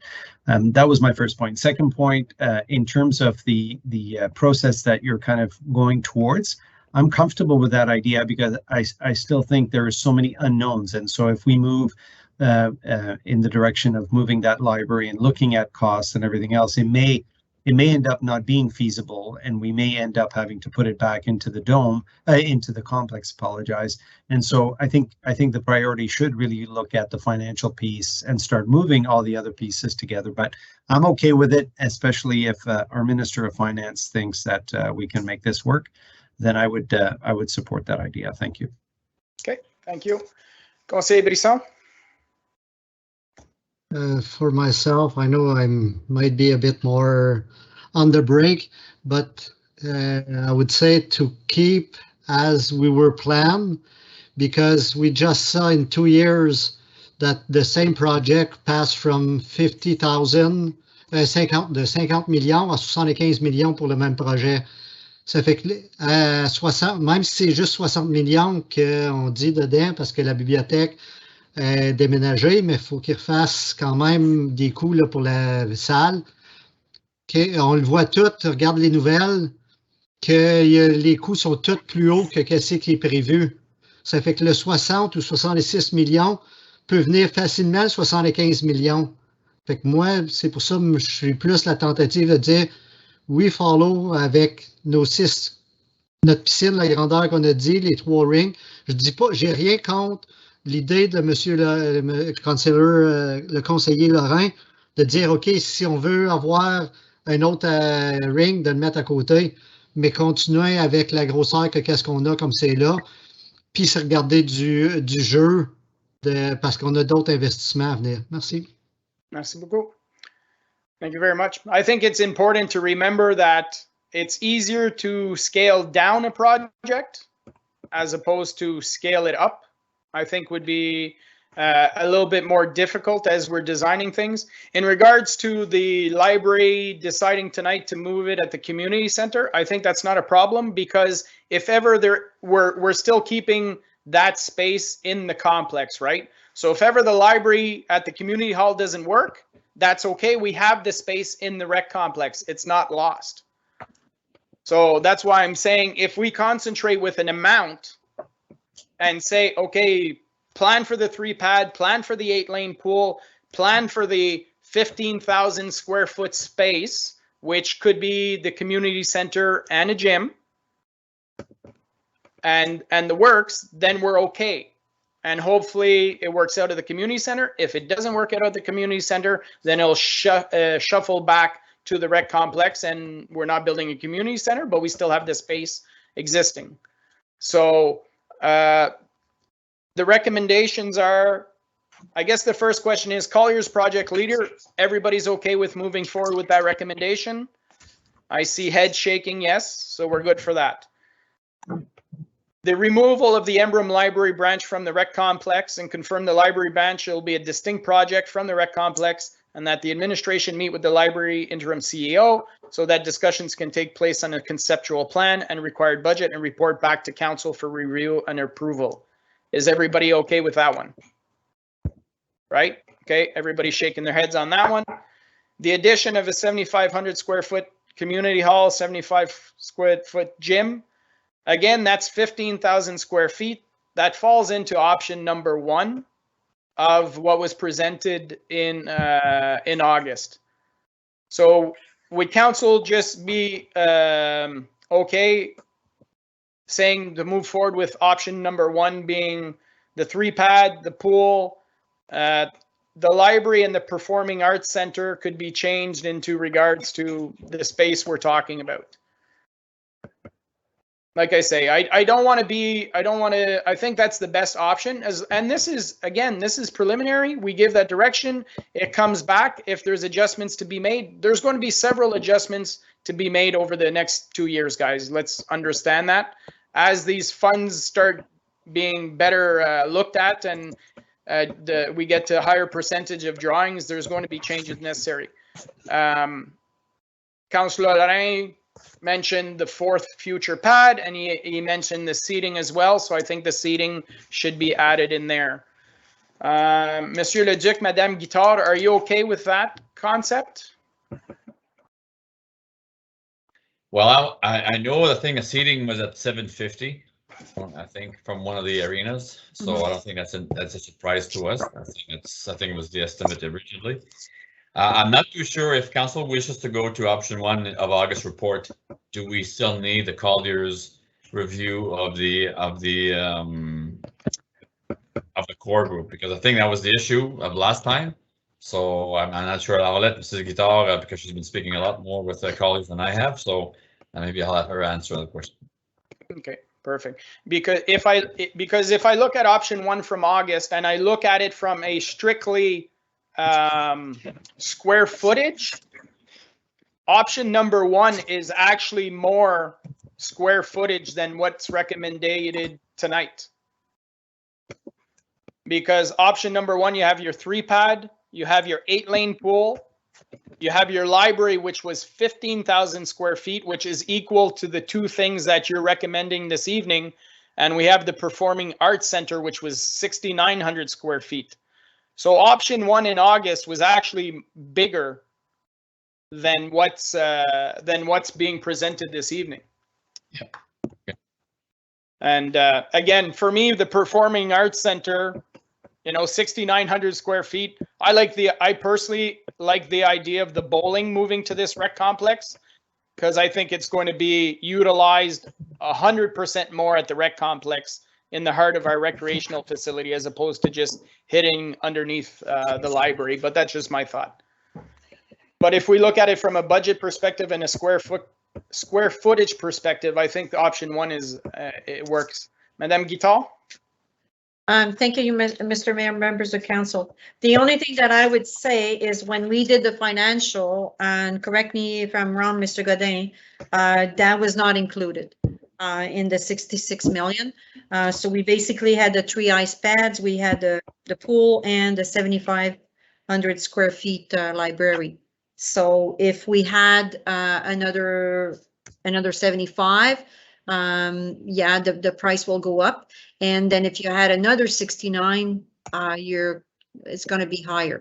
The other thing that we also have to remember is when N45, the architect design layout, if we constantly make changes, this is where we constantly have to pay again. So we have to try to be precise in our choice here, because every time we go back to these firms, every time we have to pay again. Yeah. So this is why I would need to have maybe a little bit more precision tonight, so that we don't incur extra costs. And if council wish to do it, and we do have to pay, we do have to pay. Okay. So, Conseiller Lorrain?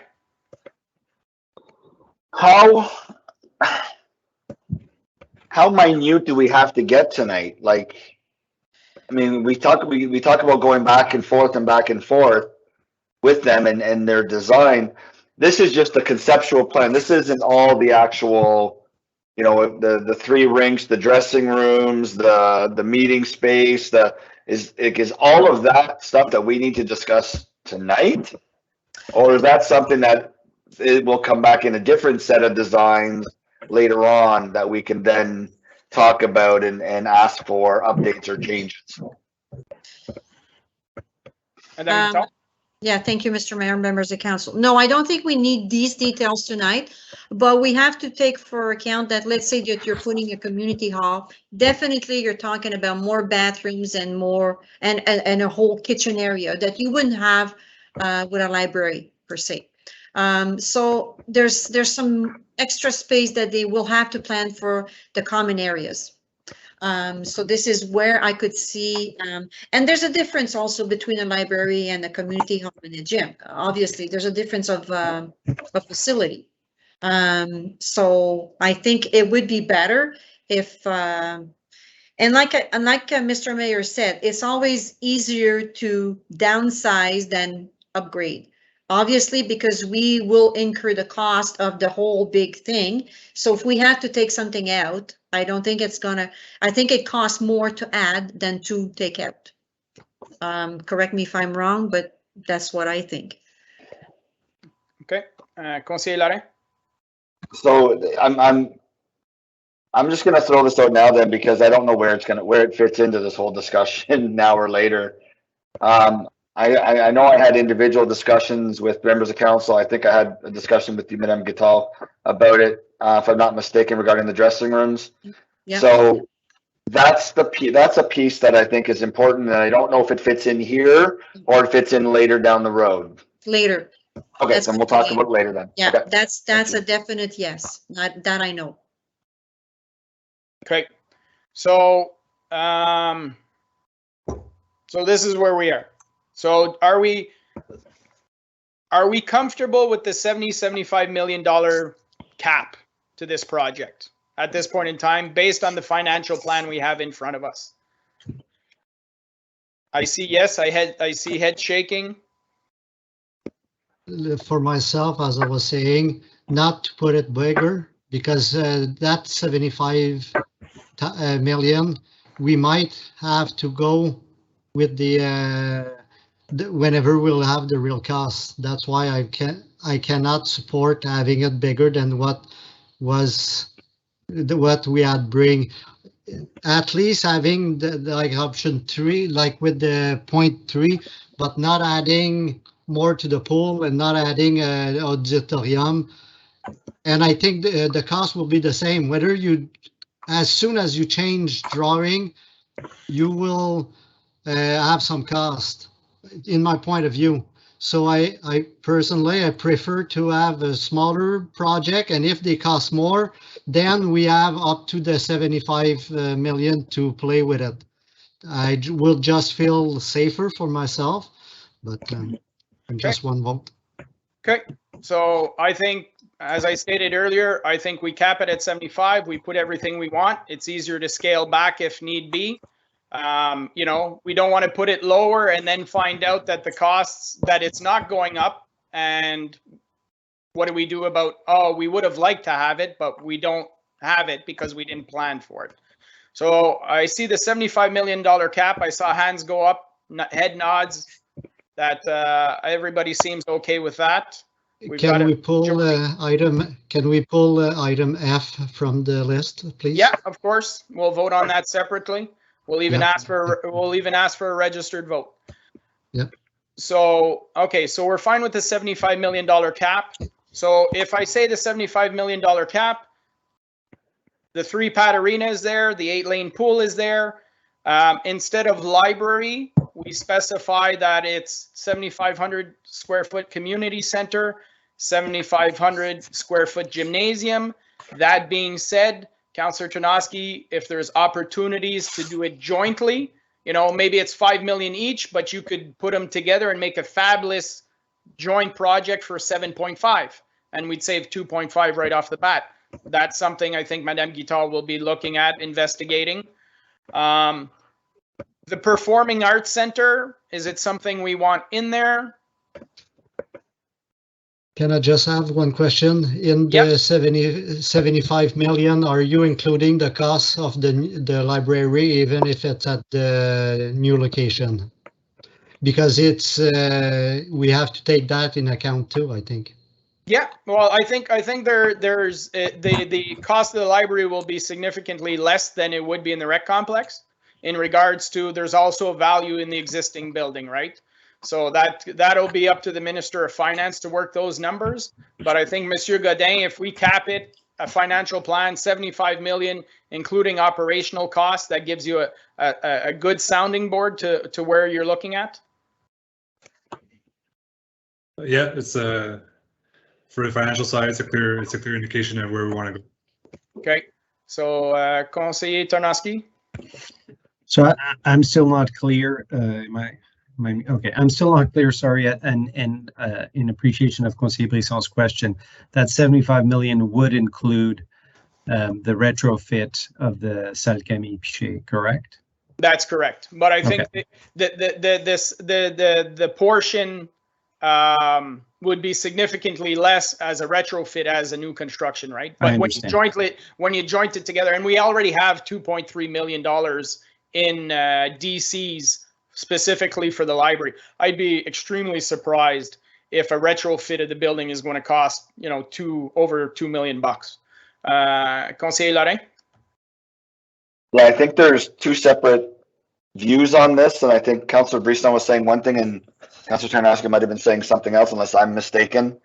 But I think Councillor Brisson's question was, if we say yes to a $75 million total umbrella, that's the most we're going to spend on this. If we had to take the library from the Camille Pichet Center and put it back into the complex, would the 75 million accommodate that switch over? And I believe the answer is yes, because the cost of whatever we're putting there anyway is almost equivalent to the cost of the standalone library component, the 6.6 million. So yes, that could accommodate that 6.6 million for the library going into the rec complex. I think Councillor Tarnowski's comment was, is the retrofit part of the 75 million? The retrofit, and Mr. Godin, correct me if I'm wrong, would not be part of the 75 million. It would be part of development charges that we have, $2.3 million to retrofit the actual Camille Pichet Center, which is separate from the costs of the complex. Two different projects. So correct me, please. No. Yeah, through Mr. Mayor. So that's the way I understood it, that the retrofit of the Salle Camille Pichet was separate and it had its own budget. But I think definitely if this is up to council, right? Is the $75 million cap for the rec complex specifically or for both projects together? If there's confusion, I think it needs to be cleared up so we can move forward. Okay. Parce que moi, c'est ça. Moi, je voulais mentionner comme conseiller Tarnowski que si 75 millions faisait partie là, du retrofit, parce que si ça va nous coûter de l'argent quand même, que ça soit de quoi, là, parce que si on prend 75 millions, on n'aura plus d'argent pour la bibliothèque sur le bord. Là. Non, juste pour clarifier, Non. le financial plan qu'on a en place, là, c'est 75 millions. Le 2,3 millions de development charges pour la bibliothèque, on l'a déjà, ça. That can be separate from the rec complex, correct, Monsieur Godin? Well, I mean, the financial plan that's been built up is including the revenues from DCs, as much library as from the rec complex. So I think, I mean, when we did this phase of the plan, it included the library in the rec complex. If we're excluding it from there, it is going to need its own budget, but the DCs that are allocated to the library is leaving with it. So we will have to consider that as well. Yeah. But again, we're talking about a significant, you know, as opposed to a $7.5 million library in the rec complex, we're talking potentially of just 2.5 at the Salle Camille Pichet, leaving that $5 million difference towards the new building. Councillor Tarnowski? Yeah, I think it was just clarified. Mr. Godin just clarified it, so that 2.3 million DC charges that you're referring to, yes, it is there, but it was accounted for in the bigger project already. And so if we're pulling it out, it's also coming out of that bigger project. So as long as we're on the same page, and I think Mr. Godin clarified that, I'm good with that. Thank you. Okay. Yeah. Conseiller Brisson? as I was mentioning, that's why I'm saying that it will be included because they're leaving. So it might not be 75 million for the rec complex, because if we're leaving with a few million of DCs with the library, that's why the amount will have to be lower for the rec complex. That's why I cannot vote for 75 million having only the complex, because it has to include the library project at the same time. Okay, thank you very much. So that being said, the suggestion I made was 75 million for the rec complex, including operational costs. That's what we work with. Again, we take into account, we haven't accounted for possible sale of the buildings or the existing land. We haven't taken into account future grants if we're able to get those. These are all things that we have a potential to get. So it's better to plan ahead for the bigger possibility and scale it back when we get answers to, okay, you know, we're not getting any funding from grants, or the project is more expensive. It's easier to scale down at that point in time. That is my suggestion, Councillor Tarnowski. So just at the risk of trying to, or not at the risk, but to try to include Conseiller Brisson in our and his concerns, can we not just adjust the, and we're pulling it aside after, but perhaps we can adjust the wording of it to say the 75 million, which includes also the retrofit. And I understand that the wording is really more just to reflect what kind of risk tolerance that we as a group are ready to take on, understanding there's all kinds of other variables that are coming into play. Yep, we can say 75 million, including the retrofit of the library, most definitely. Merci. Yeah. Okay, and that way, if it comes in at $1 million, well, that just gave us $1.3 million to use elsewhere. If we're allowed to, Mr. Mayor, because they're DC charges. Yeah, yeah, we've already had discussions. All right. With that, any further questions or any further direction that staff would need at this point in time? No. Okay. Madame Guittard? Yes, thank you, Mr. Mayor, members of council. If I can just add a last note, I did include also in the package the timeline, because I really wanted council to be aware of the lame duck next year. So I did put in some different steps that could be achieved before the lame duck, which the most important one would definitely be to award the design contract before lame duck. So if everything goes well, and if we do follow these important steps, we could definitely be at that important step in either August or June, depending on the way that we choose the project management. Okay, perfect. Councillor Lorrain? Yeah, so just want to confirm one thing here. So when I look at the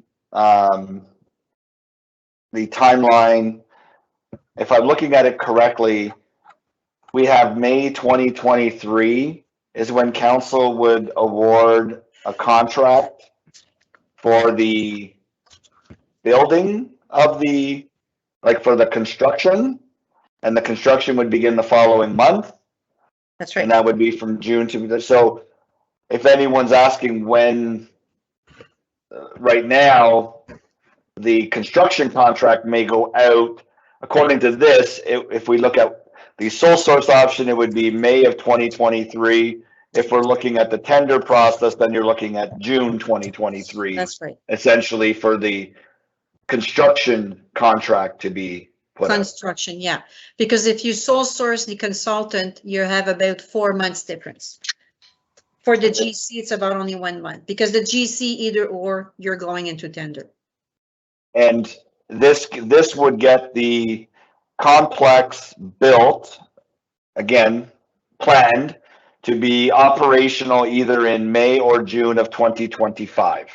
That's right. And we would hope to achieve that, because for arenas, this is the time you had to do it. You can't, well, you can, but it's not a very good timing to do this in December, because you're in the middle of a hockey year. Yes, it's easy to say, well, instead of playing your game tonight at the Ember Marina, you're going to the complex, but you might have some different costs, different user fees incurring in that time. So, you want your teams to be able to plan all that.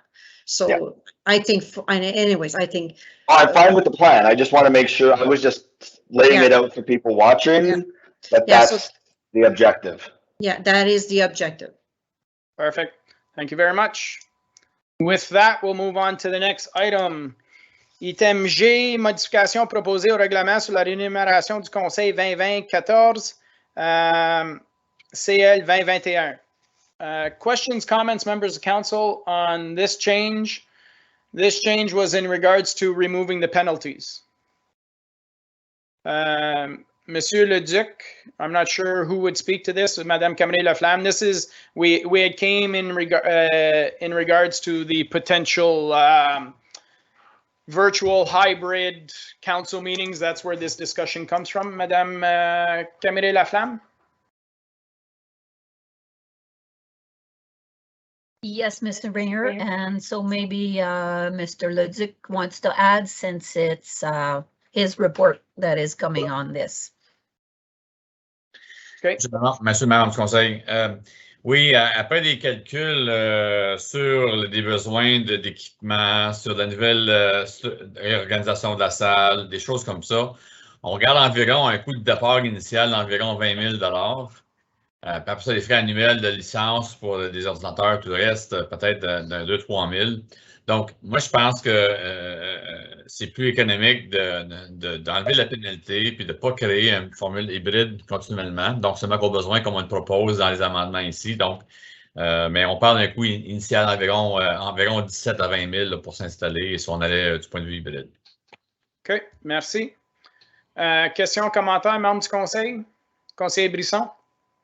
Ma question est, qu'est-ce qui arrive si même la version hybride, la personne manque plus que les 3 réunions, tout ça, veut dire qu'il n'est pas là, ou autre chose. Si là, comme c'est là, il n'y en a pas pantoute. Ça fait que c'était juste ma question, qu'il n'y en aura pas de conséquences, même si avec les 2 options, puis qu'il n'a pas été juste comme c'est des réunions qui a pas été capable, la personne n'a pas été capable de justifier, puis il n'y a ni d'être en personne, ni d'être virtuel. C'est juste ma question. Oui, bien, présentement, les membres du conseil ont droit jusqu'à 3 réunions qui peuvent manquer. Je ne pense pas dans notre mandat, ça allait arriver que le monde a abusé ça.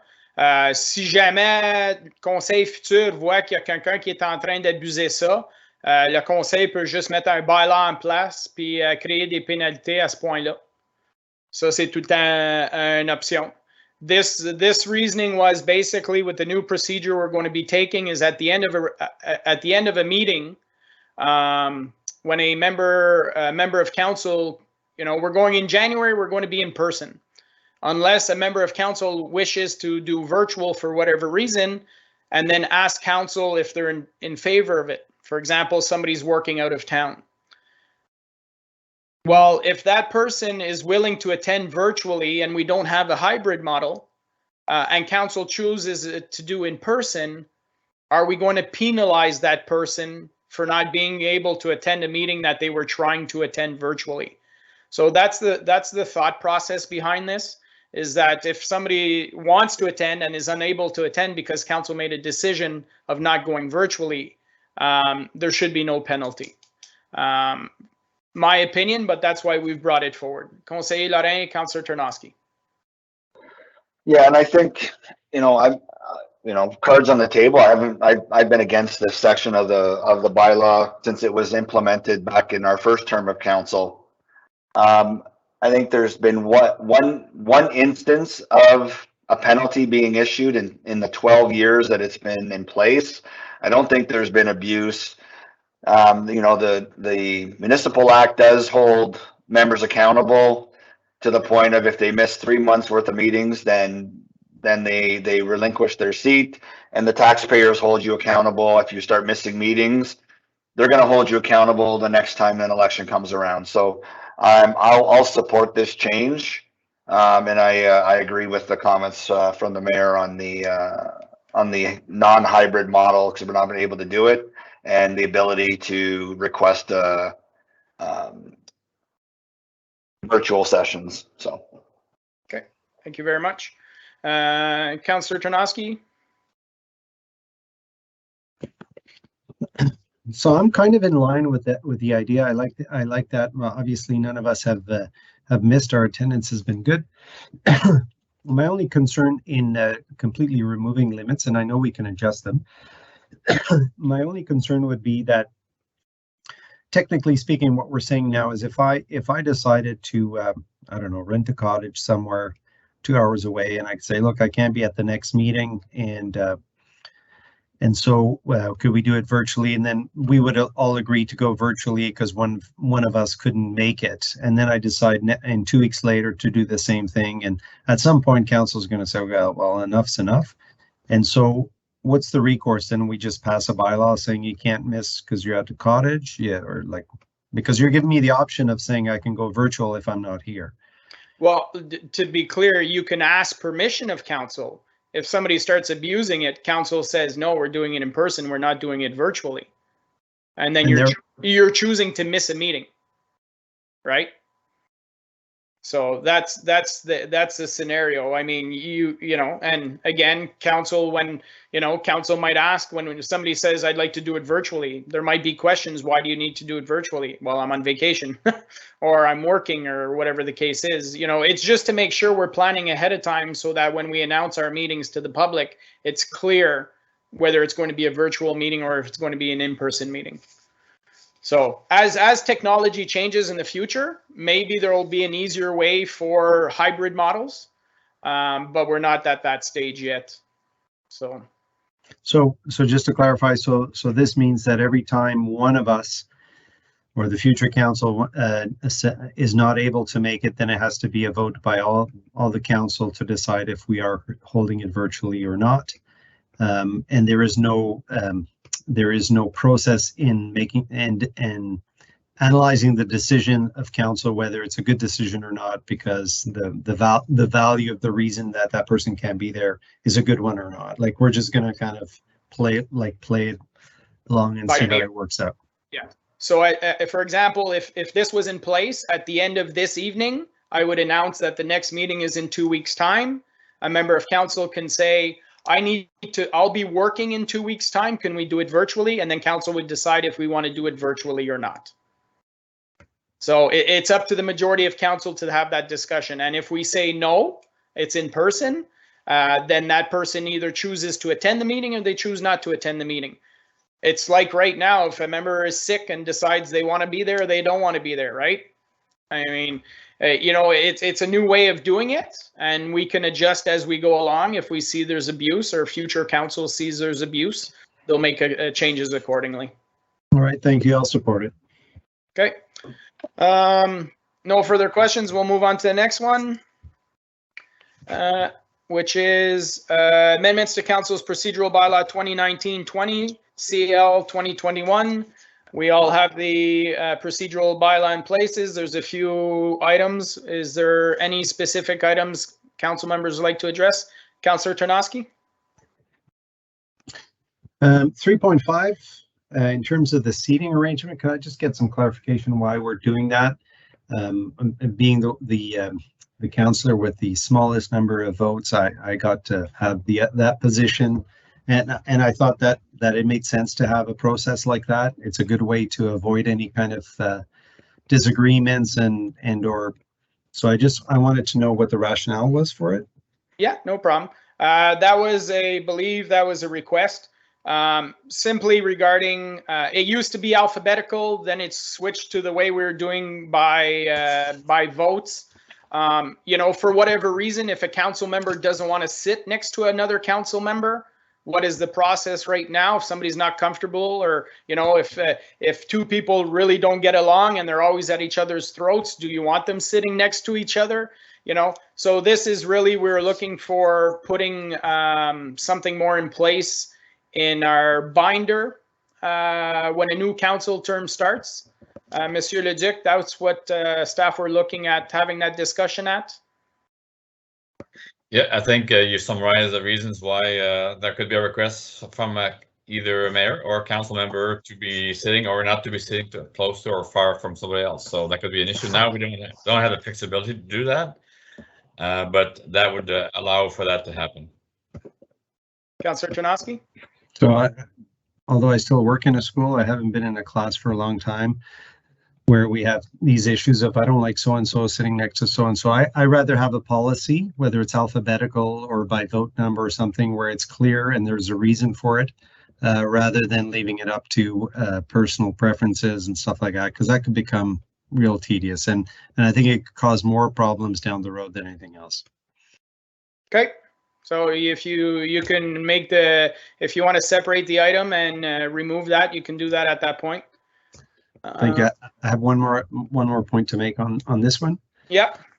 I believe there was a change too on head of council, acting mayor. We have a rotation aspect right now.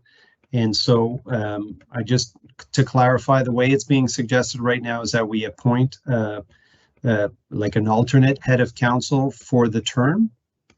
Did I understand that correctly?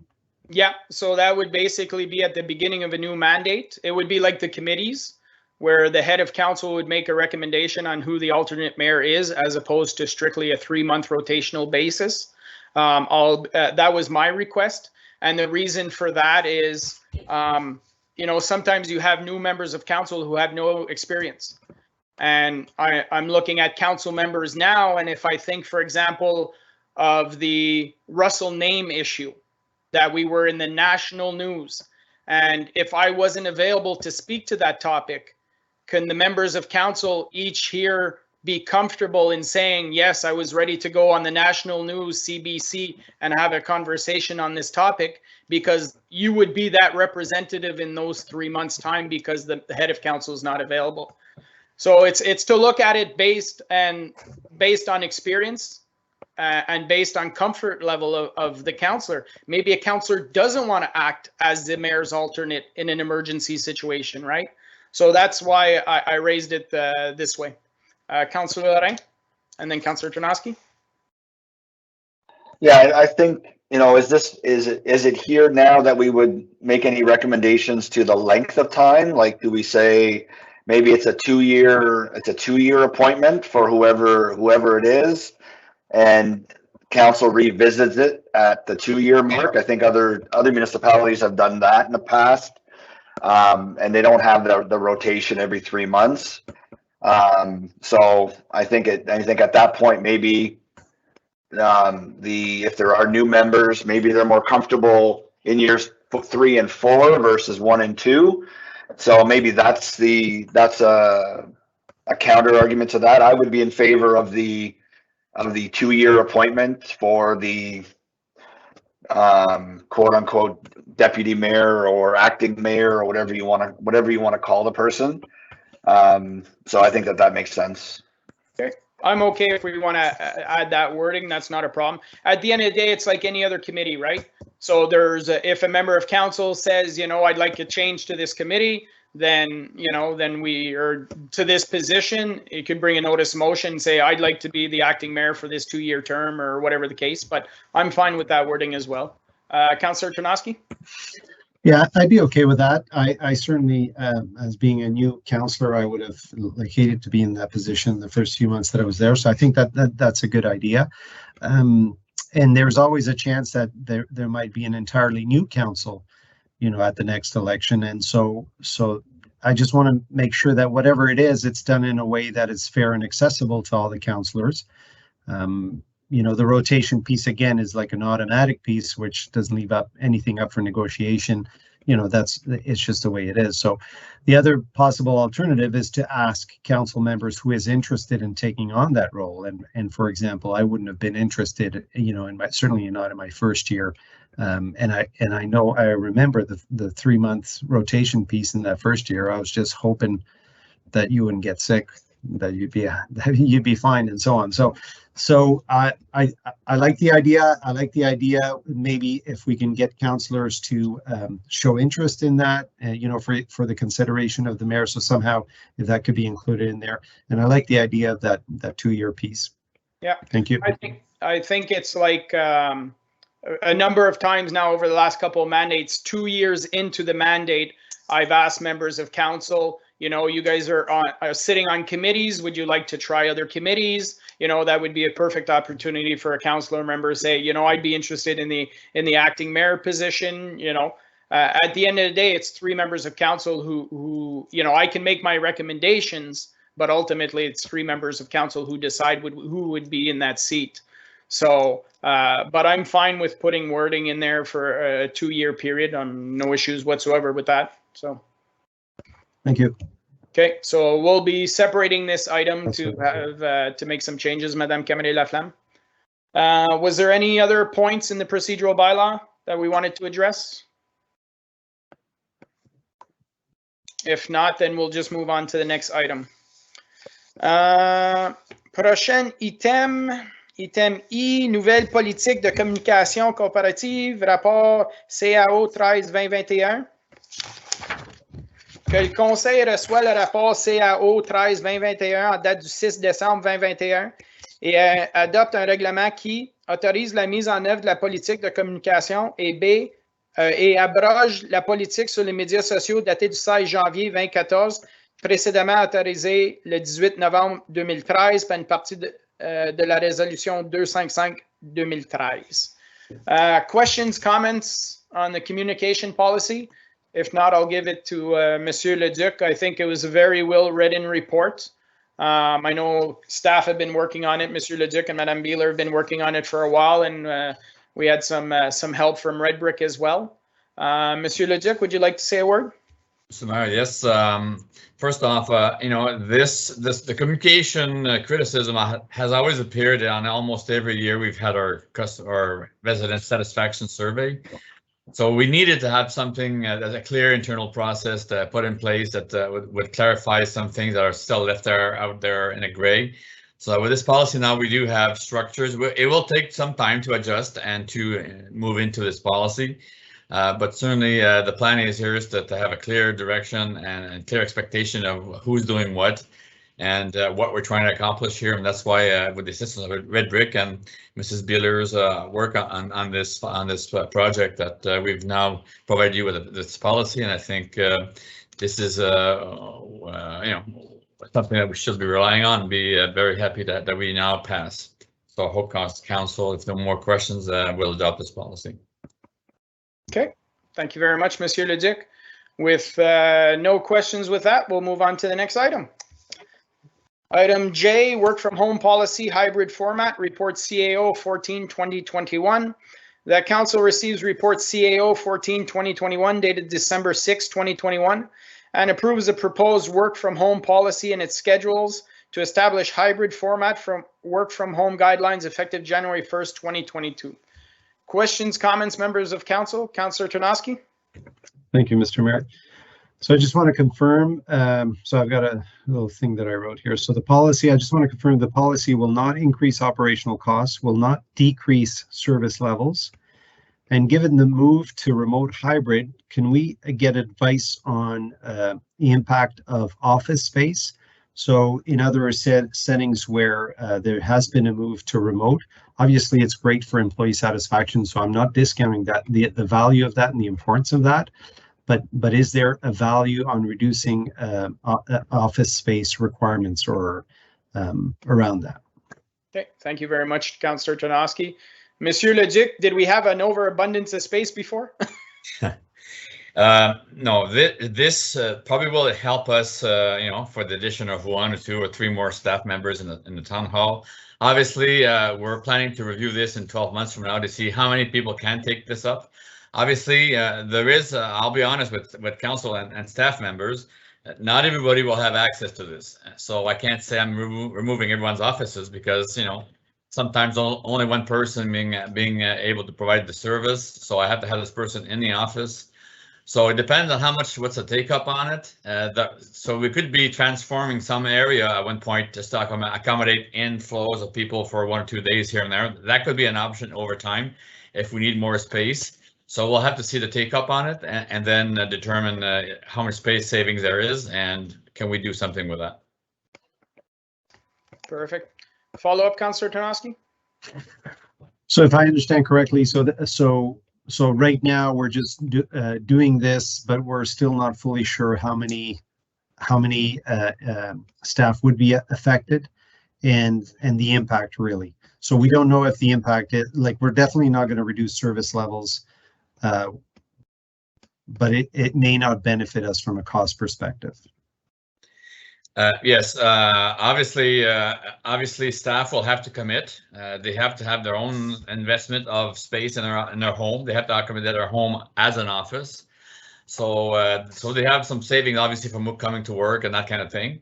But certainly it's going to cost them some investment there to make it sure it's safe and it's operational, and it's not working from the corner table, from the kitchen table corner, and it's going to be from an office area. So that's why I'm saying I don't know what's going to be the take up on it. There'll be some interest for sure. And at this point, it's not really a cost measure savings at this point. It may turn out to be over time, but right now it is not. Okay, thank you very much, Monsieur Leduc. I think as well, it's nice to have a policy in place. We know that hiring staff, multiple organizations that I sit at, I've seen that one of the first few questions being asked is, can I work from home? So that's changing the dynamic in the work-life balance culture across every job company, so every employer. So it'll be nice to have a policy for potential new employees looking to come in who are looking for that option, and they'll know right away with the policy what's involved. So, Conseil Lorrain. And following up on that work-life balance, I think there's also something coming down the road as well with the right to disconnect laws that were passed in Ontario I think just last week. So any organization over 25 people will have to put policies in place. So everyone will need to understand what that's going to look like and how that impacts whether people are working from home as well as part of that that whole process. So that was just more of a comment. And I just wanted to ask one thing, Mr. Mayor, I didn't get my hand up in time. Yep. Just making sure when we talk about the procedure bylaw item, has that one been asked to be removed? Yes, it has. Perfect, thank you. Perfect. If there's no further questions or comments on this file, Monsieur Leduc. Yes, Mr. Mayor, also like to commend Mrs. Guillemette on this. She's worked hard at this also, and department heads have contributed to this comment. It's not a unanimous position, but certainly we're looking forward to see how we can manage this new expectation from the market. Okay, merci beaucoup, Mr. Leduc. We'll move on to the next item, item K, zoning bylaw amendment, removal of holding symbol H, report PD 70, 2021. The council receives report PD 70, 2021 dated December 6, 2021, and approves the proposed bylaw for the removal of the holding symbol H as follows. From residential 1A withholding R1AH to residential 1A R1A to permit construction of single detached dwellings.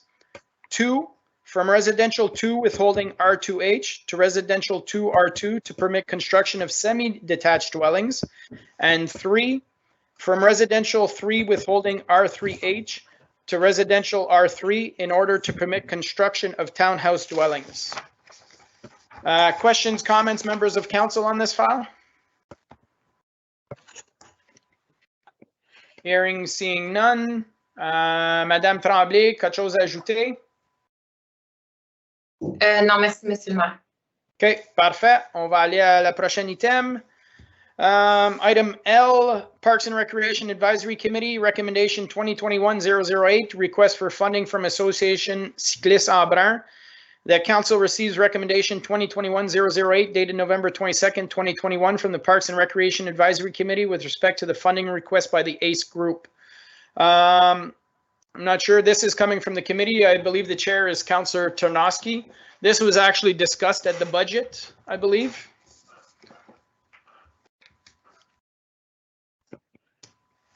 Madame Guitar, this was discussed at the budget, yes, but there was some additional items. Madame Guitar, yeah. As-tu l'information là-dessus? Thank you, Mr. Mayor, members of council. It was presented at the public request. It came in late and it was sent to Mr. Mayor during the weekend prior to the Monday night meeting. So the only thing that it was discussed at that point was to send this to the PRAC meeting. The PRAC committee. Sorry. So for, I guess, for recommendation, last year we did not take this process. I guess this year it was different. Okay, so I do see an amount of almost $8,000 here. Obviously, it's not in the 2022 budget. Did members of council, I know we do have a matching grants line item, I believe, Monsieur Leduc, Monsieur Godin.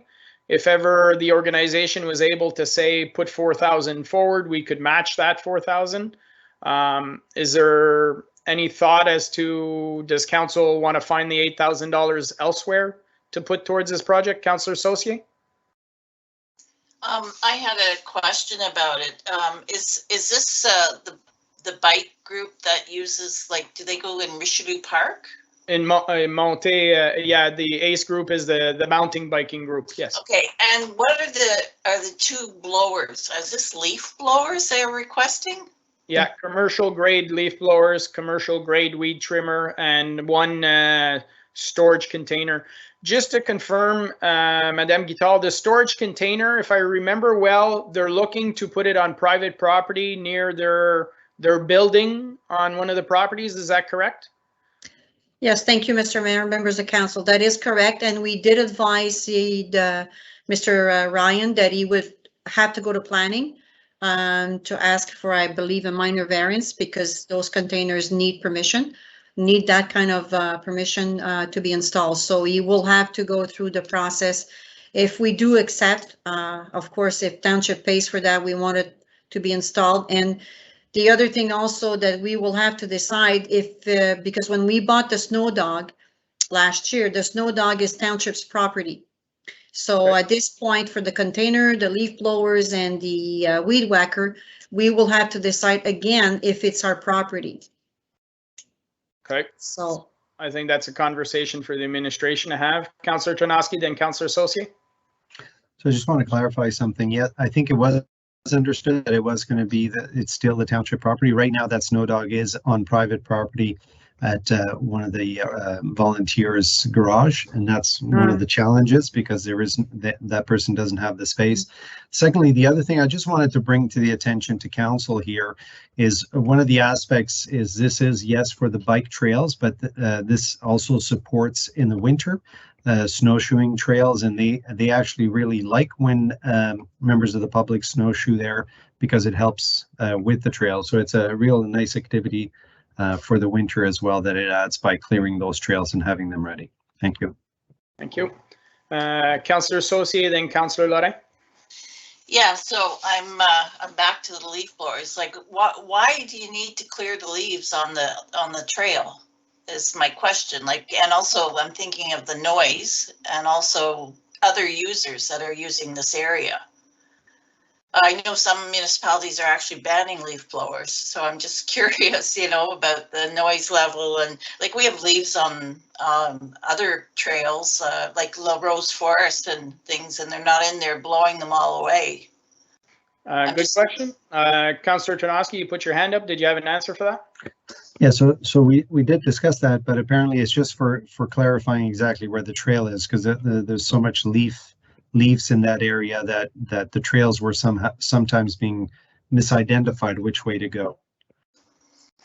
Okay.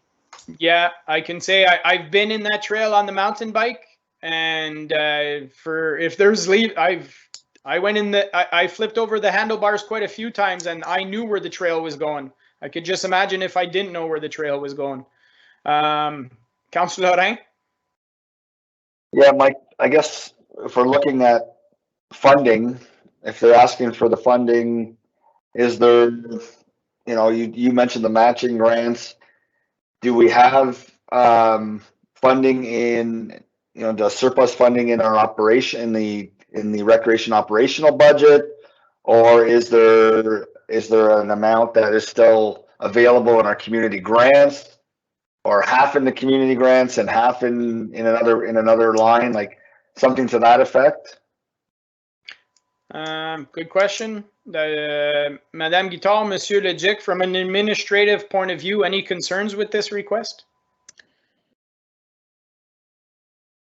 If I can speak first for the community grants, we usually do not fund capital equipment. It's mostly for programs and halls and stuff like that. So we've never funded capital or, you know, assets if you want. Right. That's the answer for the community grants. Okay. Conseiller Laurent? So is it possible to bring back a resolution in January or February, seeing as how these items seem to be more of a summer program, and see if there's an $8,000 amount in our surplus budget that we can look at to identify these, unless again, there's another budget that we would have to look at, or, you know, do we send this resolution back to the department and come back with a recommendation as to where the funding could come from if council is looking in favorably to this request? I am fine with the request. I just need to know where the money's coming from. Yeah, I think if council is okay given the direction to take it out of the surplus, then when we get to the surplus report in the next few months, that would already be taken into consideration if there was a surplus, or Monsieur Godin could inform us that there wasn't a surplus for that item, and then council would have to decide at that point in time if that's the direction we want to go. I saw Conseiller Brisson and then Councillor Saucier. Yeah, I wouldn't put it in the matching fund, because since we do, the committee do recommend, as we did for the snow dog, that we own it. It's its own, but right. I really like the idea of whenever we have the report of their surplus, if we can use that 8,000 from their surplus, whether it comes from the community grant or whatever, it's the surplus everywhere. But and as Councillor Laurent mentioned, it's more something that it will be used in the spring and summer. So no, I'm okay with waiting for the other report of the surplus. But I support spending that 8,000. Okay, thank you very much. Councillor Saucier. I don't support spending that money just because I'm concerned that we're setting a precedent, and we might get all kinds of community groups that want us to start buying them equipment. And, you know, I mean, it's a great activity and it's a good use of our recreational area, but I think we need to own it if we buy it, because I really don't think we should start supplying groups with equipment. I mean, we could get the Horticultural Society asking us for shovels, you know, or something like that. So, and they do a lot of great work in the community. So that's just my thought on that.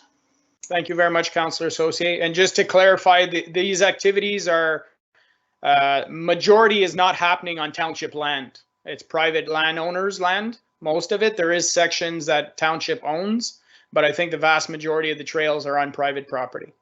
Conseiller Laurent? Yeah, just to clarify, are they asking us to purchase it for them, or will we own it, or are they asking for a grant, or are they asking for us to buy it? I think that was clarified, Councillor Tarnowski, Madame Guital. So we will own the equipment. That's what's being said. Same thing like the snow dog currently, correct? Correct. That's correct. It just from my understanding from Councillor Associate's question, there was still a question as who would own the equipment. So I just wanted to make sure that was clarified, that we would own the equipment. So this group is not asking us to buy it for them. We will own the equipment. They will utilize the equipment, but we will own the equipment. That's correct. Okay. Any other thoughts with that? So based on the discussion, do we want to give the direction to include that in the 2021 surplus if there is, and if there's not, then we'll deal with it at that report? Yeah. Madame Guital, Monsieur Godin, you guys are okay with that? Okay.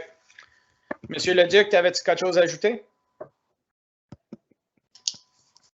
No, c'était tout, Monsieur le Maire.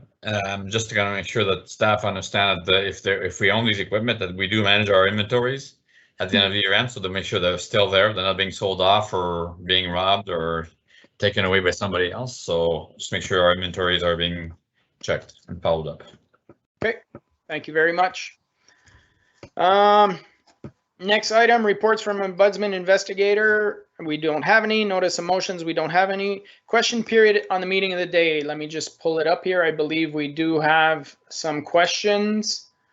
We have a question. Rick and Colleen Kropp.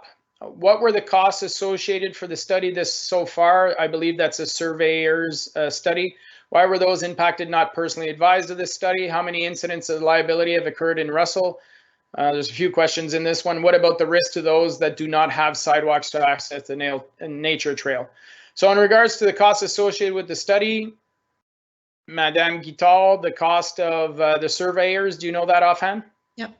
Thank you, Mr. Mayor. It was, if I believe, $13,000. But you know, a survey is never something lost. It's an asset that we should have had a long time ago. Yeah. So I don't see it as an expense. Okay. Honest. Thank you. Yeah, especially if you own a piece of property, you want to make sure that you have the survey that goes with it. Why were those impacted not personally advised of this study? At this point in time, staff were, we're looking at township-owned property. Mm-hmm. So while people might be impacted by the study, it's a study in regards to township-owned land. And that was why the report was here this evening. How many incidents of liability occurred in Russell? I know of one currently going on, but I think we've had a few over the years, Madame Guital. That's right. That's right, Mr. Mayor. Okay. And what about the risk to those that do not have sidewalks to access the nature trail? I think the majority of residents in the township don't have access to sidewalks to access the nature trail, so I don't see that as being a specific risk. Next one we have, wait, Monsieur Leduc. I just like to remind the council that, or inform council, our deductible now for any of these claims is $20,000 that all taxpayers get to pay in our budgets. It's somebody who pays for that, that's taxpayer. So just information, the deductible is $20,000 now for every case we get sued for. Okay. Ouch. Okay, thanks. Next one is Karen Bolduc, 513 Castor Street. I don't understand why the bridges from our properties are an issue. They're not permanent structures. I have lived here for 24 years and never heard of any liabilities. Has there been any? Yes, we've just had that question. There is instances of liability issues and court cases. We're being sued. That again, I think it's important to remember that yes, township is a neighbor, and yes, you've put stuff on township property, but as individuals, would you be comfortable if the township decided to put stuff on your property? I don't think you would be happy about that. It's as Monsieur Leduc said, we have a responsibility to the entire township and the entire 20,000 population we represent, not solely 80 homeowners along the trail. I'm sure there's a compromise that can be worked out, but that's why we're having the discussions this evening. Who owns the ditches? Madame Bolduc, as stated earlier, it's the township. The ditches are on our property.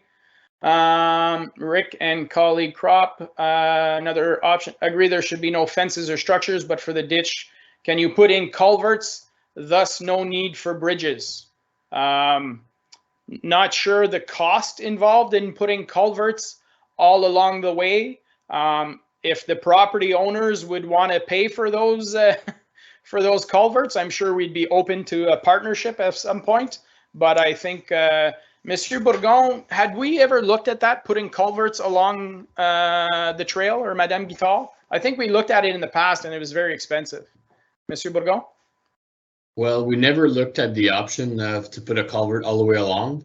Okay. I would not recommend council to go that route, just for cleaning purposes. Like, it just had more structure, more assets. I think the comments more referring to maybe like just a length of like the width of those bridges. Right. And if we compare to entranceway, well, it's those assets belong to homeowners. Right. Okay. If we compare to what we've discussed earlier tonight, those assets does not belong to the municipality. Okay. So that might be an option for a resident too. Instead of a little bridge, they could potentially put a culvert there if they so choose. Well, that's I guess it comes back to options that or a direction that council will have to give. Yeah, standards we would put in place for what would be acceptable. Okay, next question. Why would we allow others to keep trespassing with a liability issue? Very good question. That's why we're having that discussion. That's something council will have to decide. That was from Wendy McNally. Glenn Claswell, 513 Lucen Street in Russell. Environment question regarding leaf blowers. Is it feasible to consider battery operated leaf blowers? Good question. I think that'll be a discussion for Madame Guitard if we go ahead with the purchase to have those discussions with the volunteers using the facilities. Madame Guitard, that'd be yeah, I could definitely do that because I know they had mentioned some commercial leaf blowers. So we all know that commercial are gas powered leaf blowers. So definitely I could, if I could mention them, if they could look into battery operated ones. Okay, perfect. Thank you very much. Thank you very much, those watching, asking questions this evening. It's always nice to see some feedback and the community interacting. Conseiller Laurent? Before we get to resolutions, are we able to take maybe 3 minutes break? We've been going for 2.5 hours. So it's 8:35 p.m. So let's come back at, we'll say 8:40. We'll take 5 minutes. Okay. Thank you very much. Just make sure you mute and turn off your cameras, please.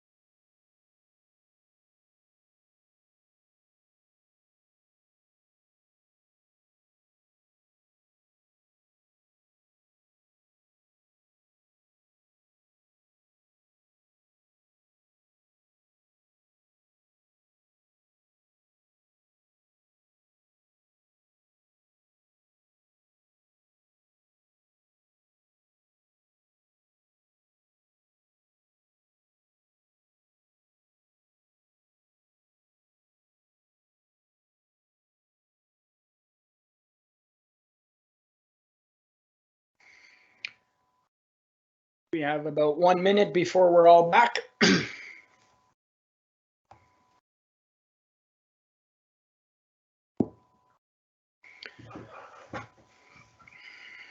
Okay, welcome back, everyone. I'll just ask members of council to please state their attendances like we do at the beginning, just so those not seeing you make sure that you're here.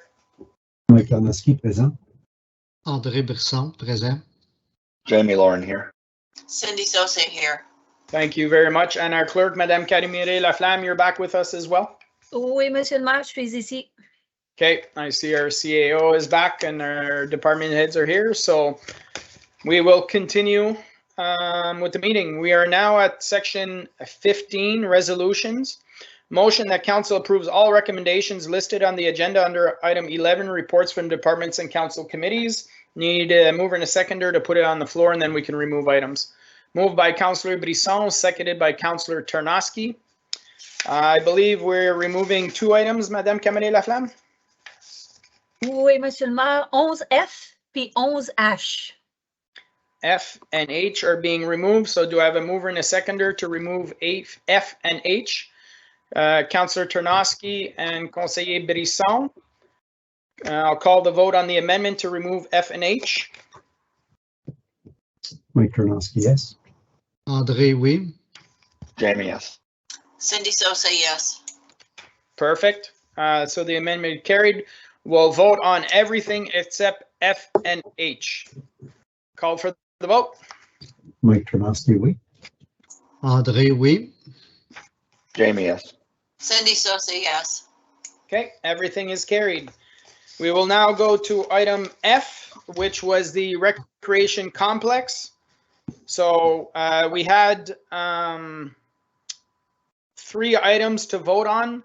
I'll need a mover and a seconder to put it on the table. Moved by Council. Mr. Mayor, Yes. I apologize, but in terms of the item E, the encroachment study, Yes, that was to be removed as well. yes. So for the previous item, the mover and the seconder on the amendment, are you okay if we add E to that? So I Yes. see the mover and the seconder. Madame Carimire Laflamme, you're okay with that? Yes. And everybody was in favor, so of removing E as a separate item? Okay. So item E, council receives report PR 23-2021 dated December 6, 2021 and supports option 1 and directs the administration to report back to council before the end of February 2022 with a specific action plan that will allow council to approve this preferred option. Obviously, that's not what we're going with, but I need a mover and seconder to put it on the table. Moved by Conseiller Brisson, seconded by Councillor Tarnowski. Any suggestions on a new wording? If not, I can put something forward. Or Monsieur Leduc? Mr. Mayor, so I would suggest that we strike out and supports option 1 and supports option 1. Okay. Okay. So I would read, so council receives report and directs the administration to report back to council before the end of February 22 with a specific action plan on option of selling the property and encroachment agreements. I think that was those 2 you were referring to initially. That will allow council to approve and that would allow council to approve a preferred option. So those would be the change. Instead of this preferred option would be to approve a preferred option. You mentioned that, you know, if you did this first review in February of selling or encroachment agreements, and if you didn't like that, then you would probably give a second direction to go back to the option 1 or to option 2. That's kind of what you were hinting when you were discussing. That's why you know, the specific action plan could be tied only to selling the property or the agreement, if that's what you want. So could we just say then in that case, the council receives report PR 23-2021 dated December 6, 2021 and directs the administration to report back to council before the end of February 2022 with more specific options that will allow council to approve a preferred option at that time. So that way you'll come back with the encroachment and you'll come back with the possibility of sale. And of course, option 1 and 2 would still be there for consideration at that time. I don't think you need the word specific in it, just more options. Yeah, with more action, with Additional options. additional options. So to be clear, Mr. Mayor, then there will not be a specific action plan yet developed because council will still have to determine which process. And then following that decision, then staff will be allowed to come back maybe a month or 2 months afterwards with an action plan again to suggest to council how to approach this. Yeah. So I'd say directs the administration to report back to council before the end of February 2022 with the options discussed this evening. Okay. And that's the simplest way of doing it. Madame Camré-Laflamme, t'es correct avec ça? I would just change with the options discussed at the December 6th regular council meeting. Yes. Sorry, yes, that makes more sense. Okay, that council receives report PR 23-2021 dated December 6, 2021, and directs the administration to report back to council before the end of February with options discussed during this December 6, 2021 meeting. Okay. Do you keep the end part that will allow council to approve this preferred option or delete that part? No. We take it out.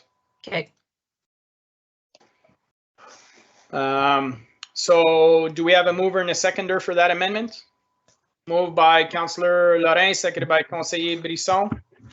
Questions? If not, I'll call for the vote.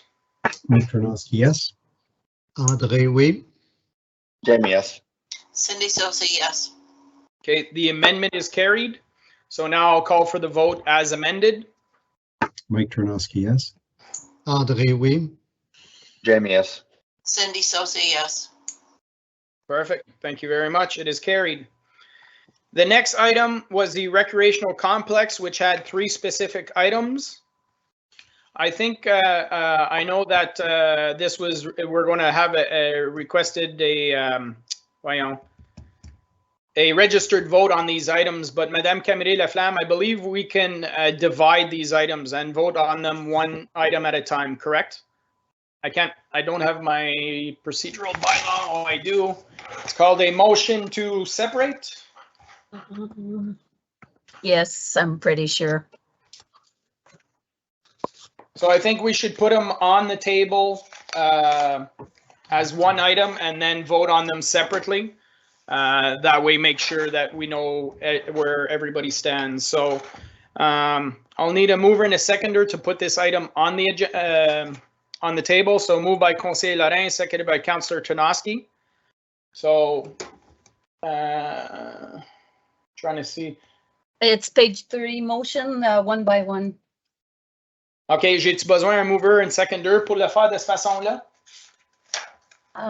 There shall be more than one main motion before the council at one time. Excuse, c'est quel numéro, Madame Camré-Laflamme? 15 points.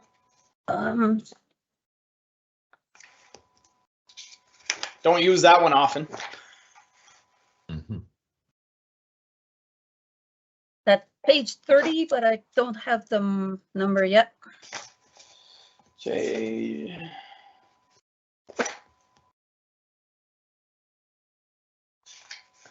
Okay, I don't have it under page 30.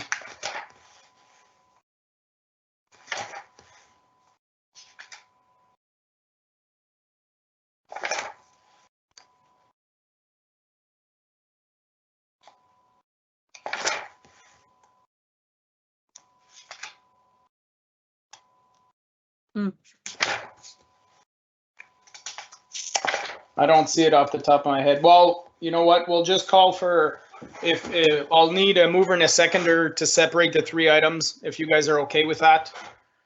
Do I have a mover and a seconder to separate those 3 items? Moved by Councillor Tarnowski, seconded by Conseiller Lorrain. All in favor of separating the 3 items? Mike Ternosky, yes. André, oui. Jamie, yes. Cindy Sosa, yes. Okay. So the first item is Collier's project leaders proposal. Sorry, Mr. Mayor, I didn't take note before that one. Who were the mover seconder for the first main one? Oh, for the main one was Conseiller Lorrain, Councillor Ternosky. Thank you. Okay, so the first item is Collier's project leader. Are we okay going with Collier's? So I'll call for the vote on that item. Mike Ternosky, yes. André, oui. Jamie, yes. Cindy Sosa, yes. Okay. Oh, sorry, I called for a registered vote, so myself, yes, as well, Madame Camille Laflamme. Okay. Second item, the removal of the Embrun Public Library branch from Recreation Complex, and confirms that the Embrun Library branch be a distinct project from the Recreation Complex, and that the administration meet with the library interim CEO so that discussions take place on a conceptual plan and required budget, and report back to council to review for review and approval. Questions, comments on this item? Councillor Ternosky? Just like to propose an amendment to solidify the location of the distinct project. The removal of the Embrun Public Library branch from the Recreation Complex, and confirms that the Embrun Library branch be a distinct project from. So you want to add in there at la Centre Camille Piché? That's right, at that location, yeah. Okay, so we would say perhaps we could fit it in, and confirms that the Embrun Library branch to be located at the Centre Camille Piché in Embrun be a distinct project. Would that work for you? Thank you. So we'd have Councillor Ternosky to move that. Do we have a seconder for that amendment? Councillor Saucier? Okay. Do we have any questions on that amendment? No, so I'll call recorded vote on that amendment. Mike Ternosky, yes. André, oui. Jamie, yes. Cindy Sosa, yes. Myself, yes, so the amendment is carried. So we'll vote on item 2. Again, registered vote for all of these, so I'll call for the vote as amended. Mike Ternosky, yes. André, oui. Jamie, yes. Cindy Sosa, yes. Okay. The third item, the addition of 7,500 square feet community hall and a 7,500 square feet gym on 2 floors, layout be integrated into the recreational complex. Need a mover and a seconder to put this on the floor. Moved by Councillor Ternosky, seconded by Conseiller Brisson. I have some changes or suggestions, but you guys seem to as well. So I'll let Councillor Lorrain and then Councillor Ternosky. I think for me, just to remove the on 2 floors from the item, because they could be on the main level. They could, you know, like we talked about the height and whatnot. So, you know, if they can get them on 2 levels, then fine. But if not, then we're not restricted by resolution to them being above each other. Okay. I think that's a good suggestion. Councillor Ternosky, did you have something else to add as well? I just have a clarification question, Mr. Mayor. We talked about the financing piece and the 75 million piece. Where does that fit in? I think what we'll do is we'll probably add a number 4. That Okay. will probably be the easiest thing. So if we're going to do that, then I'll support the change as presented by Councillor Lorrain. Okay, if I could make a suggestion too as well, I would change gym to gymnasium, because some people might think that we're building another gym, like a fitness gym. So we'll state gymnasium. That being said, I'll just throw it out there. I'm just reading my notes here, how I worded it. No, I guess we'll be fine. I was going to make reference to the square footage in the layout number 1 from August 31st. That included 7,500 square feet for a gymnasium and 7,500 square feet for a rec complex. But that's fine. So, okay, so gymnasium and we take out the 2 floors. Conseiller Brisson, tu as quelque chose à ajouter? C'était juste une clarification. Est-ce qu'on doit marquer l'option qu'on va peut-être regarder, combiner les deux ensemble ou séparer? Je pense qu'on n'est pas obligé de le spécifier. Ça va être le staff qui va regarder, puis ils vont nous laisser savoir s'il y a un avantage ou non. OK. Correct avec ça, M. Leduc? Ben, on peut définitivement faire la mention à l'architecte de cette question-là pour voir. Puis, comme je disais tantôt, si M. Darnowski, il y a d'autres suggestions de nous faire part, de nous les faire parler, on va les faire suivre aux architectes. Merci. OK. Conseiller Lorrain? Yeah, just more from a procedural perspective, Mr. Mayor.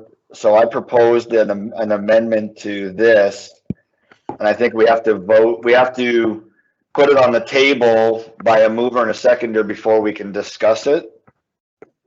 Is that not the normal process? I just want to make sure we're not doing something out of sequence. Yeah, no, well, we have you as a mover, Councillor Tarnowski as a seconder. Okay, I didn't realize we had done that, so, okay. Yeah, so that's where the discussion is now. So that's why I said that we'll the suggestion, if you're both okay with it, changing gym to gymnasium. Yeah, that's fine. Okay, so any further questions on that amendment? So then we'll vote on that amendment. Can we, sorry, Mr. Mayor, can we just have it read out as amendment? Yeah. So the addition of a 7,500 square foot community hall and a 7,500 square foot gymnasium be integrated into the recreational complex. Thank you. Okay, so we have the mover and the seconder on the amendment. I'll call for the vote on the amendment. Mike Tarnowski, yes. André, oui. Jamie, yes. Cindy Sosa, yes. And myself, yes, since these are all recorded votes. Okay, now we talked about item 4 in clarification for the financial aspect. Councillor Lorrain, question? Yeah, before we get to the money part, wasn't there another item that you wanted corrected as well from the 6-lane pool to an 8-lane pool? Yeah. Don't they need to have that instruction as well, or that direction? I think we should be doing that as well as the 750 seating. So those Okay. are 2 points. Put those together or put them as separate? We can put them together or separate. It's up to whoever wants to move that. So I'll make the amendment to that one. So it essentially is to have the 8-lane pool rather than the 6-lane pool encompassed, and that one of the arenas be a 750 square foot arena. Oh, seating. Seating, not square foot. Oh, sorry, seating. I'm gonna add a third piece to it before it's moved, since we're still doing it, and to have the concept of the 4th arena be put onto the plan for future development of the 4th rink. Okay. So we could say that to change the 6-lane pool to an 8-lane pool, to have a 750 capacity seating at one of the ice rinks, and that the space for a potential future 4th rink be indicated on the plans. Yeah. Okay. We have Councillor Lorrain is making that amendment. Do we have a seconder for that? Councillor Tarnowski. So I'll call for any questions on that? Can you reread it, please? Because that doesn't include the 75 million that you were talking about? Non, ça va être un 5e. Okay. So comme c'est là, it's the 6-lane to an 8-lane, 750 seating for one of the ice rinks, and that the potential future 4th rink be indicated on the actual plan. We have a mover and seconder question. Councillor Associate. Question. Yeah, no, I thought before though that it was originally an 8-lane and we decided to go down to 6-lane, and now and why are we going back up to 8 again? Well, that's why, okay, so we have a Want me move to in a speak? second. Go ahead, Councillor Larry. Yeah, I mean, it's growth related, right? We don't want to build something that is too small right from the start. And that's why I want the fourth rink design, not design, but the fourth rink identified in the plan for future development. So similarly, I would want the, let's put the 8 lane in now, rather than a year from it being developed, and all of a sudden it's being used. And now we said, oh man, for that extra $1 million or whatever the cost is, go from 6 to 8, we could have actually had it for the next 20 years. And it's only now we're kind of chasing our tail again. So if we're going to do it, let's do it now. Get the design, get it all up and running. And again, in the next resolution, the next item, we're going to talk about the upset limit. If the upset limit comes back and we have to go back down to a 6, we go back down to a 6. But for now, let's give them the direction to go to 8. It's easier to go down than to go up. Right. Okay. Thank you. That's fine. Perfect. Any other questions on that item? If not, I'll call. T'es correct avec l'item 4, Madame Camry-Laflamme? Yes, can I just confirm again? Yeah. To have an 8-lane pool rather than a 6-lane pool? That's correct. And that one of the arenas be a 7,500 seating area at one of the ice rinks? 750. 750? 750 sièges, oui. Get seating area at one of the ice rinks? And to have the concept of the potential 4th rink to be indicated on the future plan for the development of?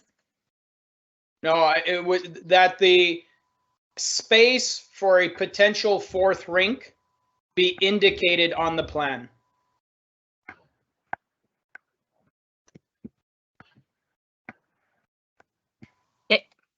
Okay, so we have a mover and a seconder on that amendment, so I'll call for the vote. Mike Tarnowski, yes, recorded. André, oui.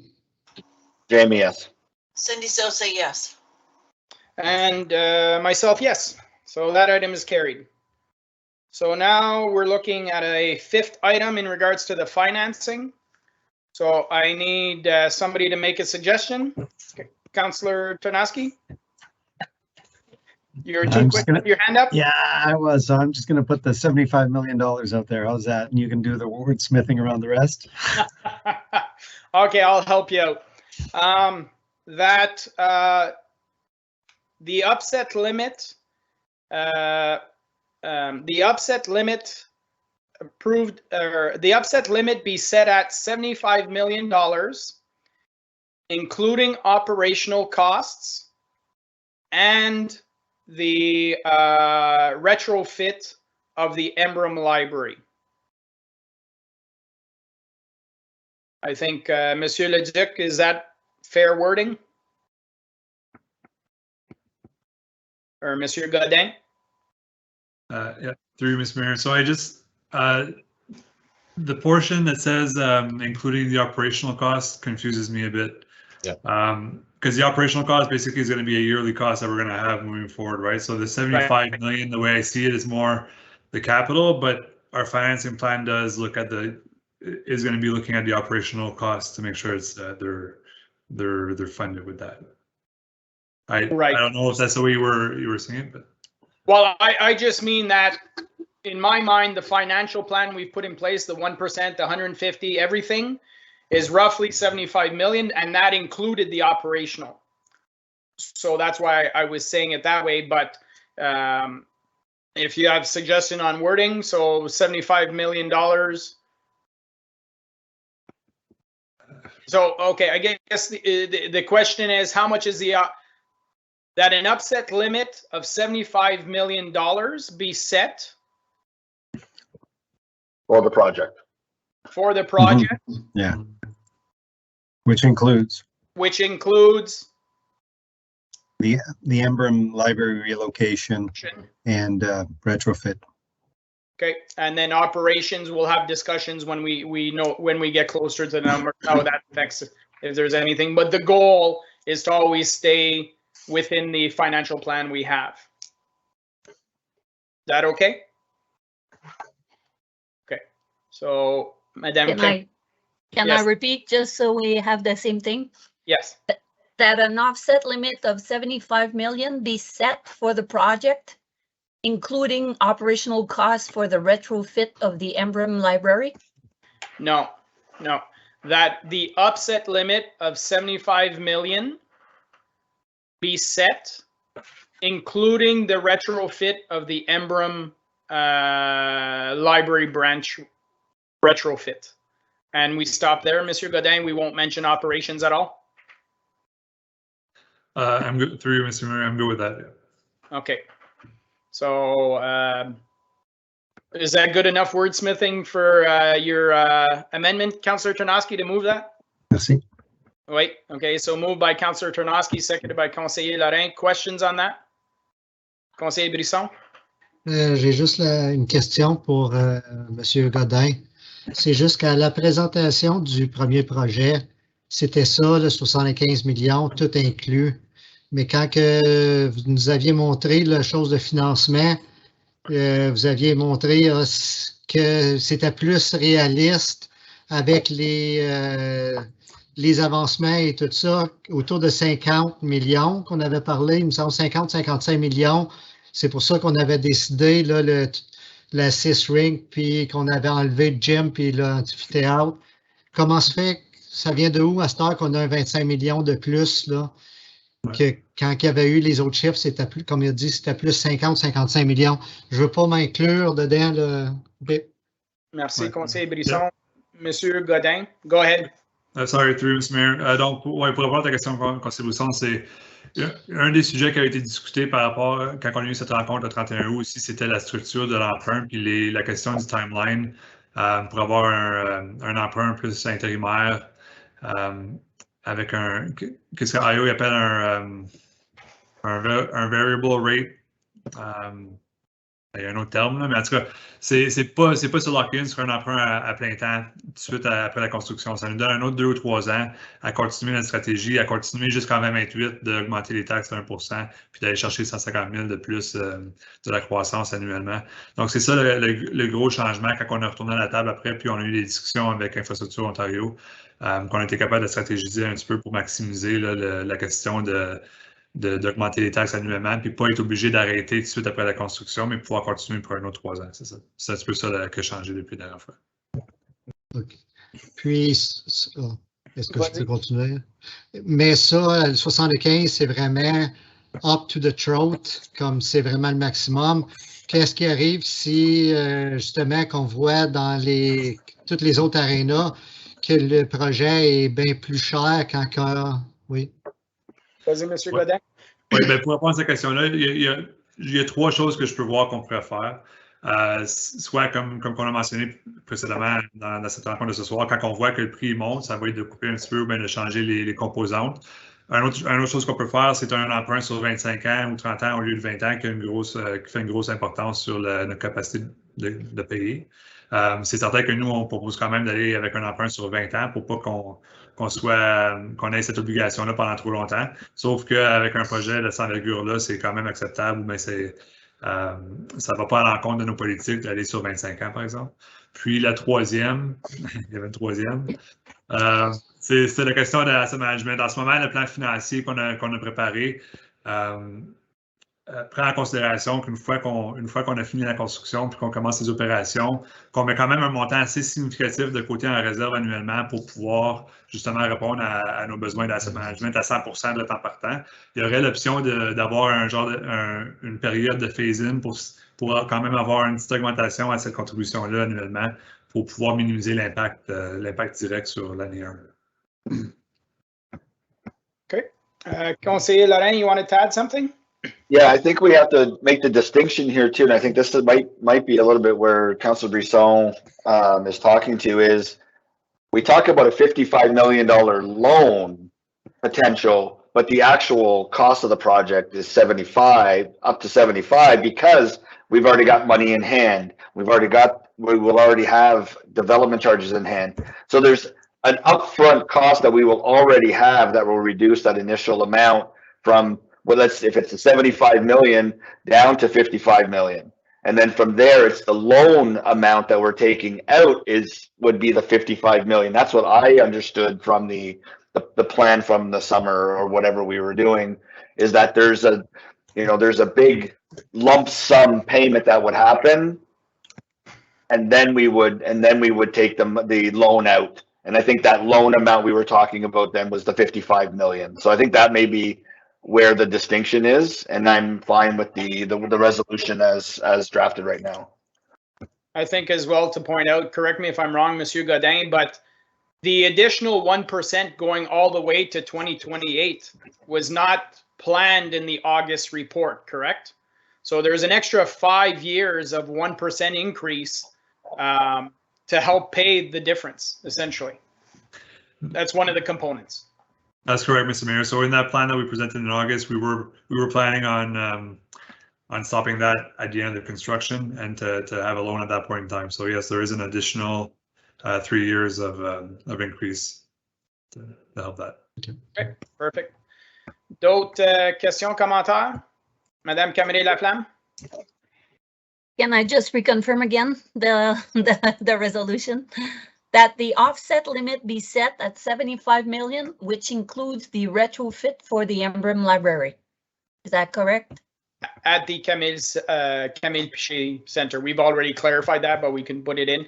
But it's not offset limit, it's upset. Up. UP. Upset? Upset limit. Why? UP Okay. trait d'union set. Not all one word. Okay. All right. Merci. So, Councillor Czernoski? Monsieur le maire, juste une dernière fois, juste pour confirmer, parce qu'on parle d'un gros montant. On est tous d'accord que ça, c'est un upset limit. Ça ne veut pas dire qu'on se met d'accord sur tout ce qui va dedans en ce moment. On a une idée générale en ce moment, mais comme par exemple un gymnase de 7500 pieds carrés, c'est quand même assez gros. Je ne pense pas que c'est normal. Normalement, c'est dans les 4800 et 5000. Alors, il va y avoir des changements encore, puis on peut faire ça à la carte un peu rendu à ce point-là, right? Oui, je pense, Monsieur Leduc, à ce point-ci, avec les recommandations qu'on fait, it's really to give a better idea to Colliers and N45 as to what the new core is and how to put that together and come back to council. Is that correct?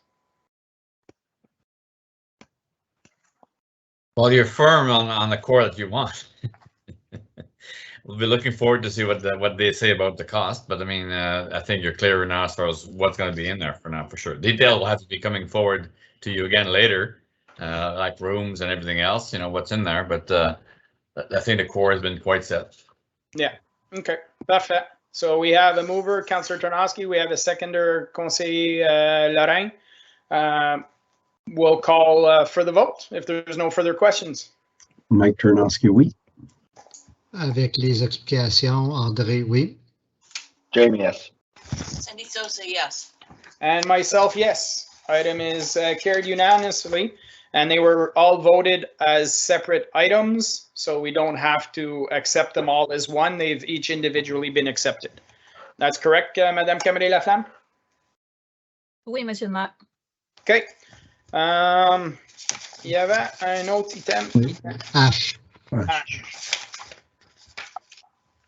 Ash was Pour le maire.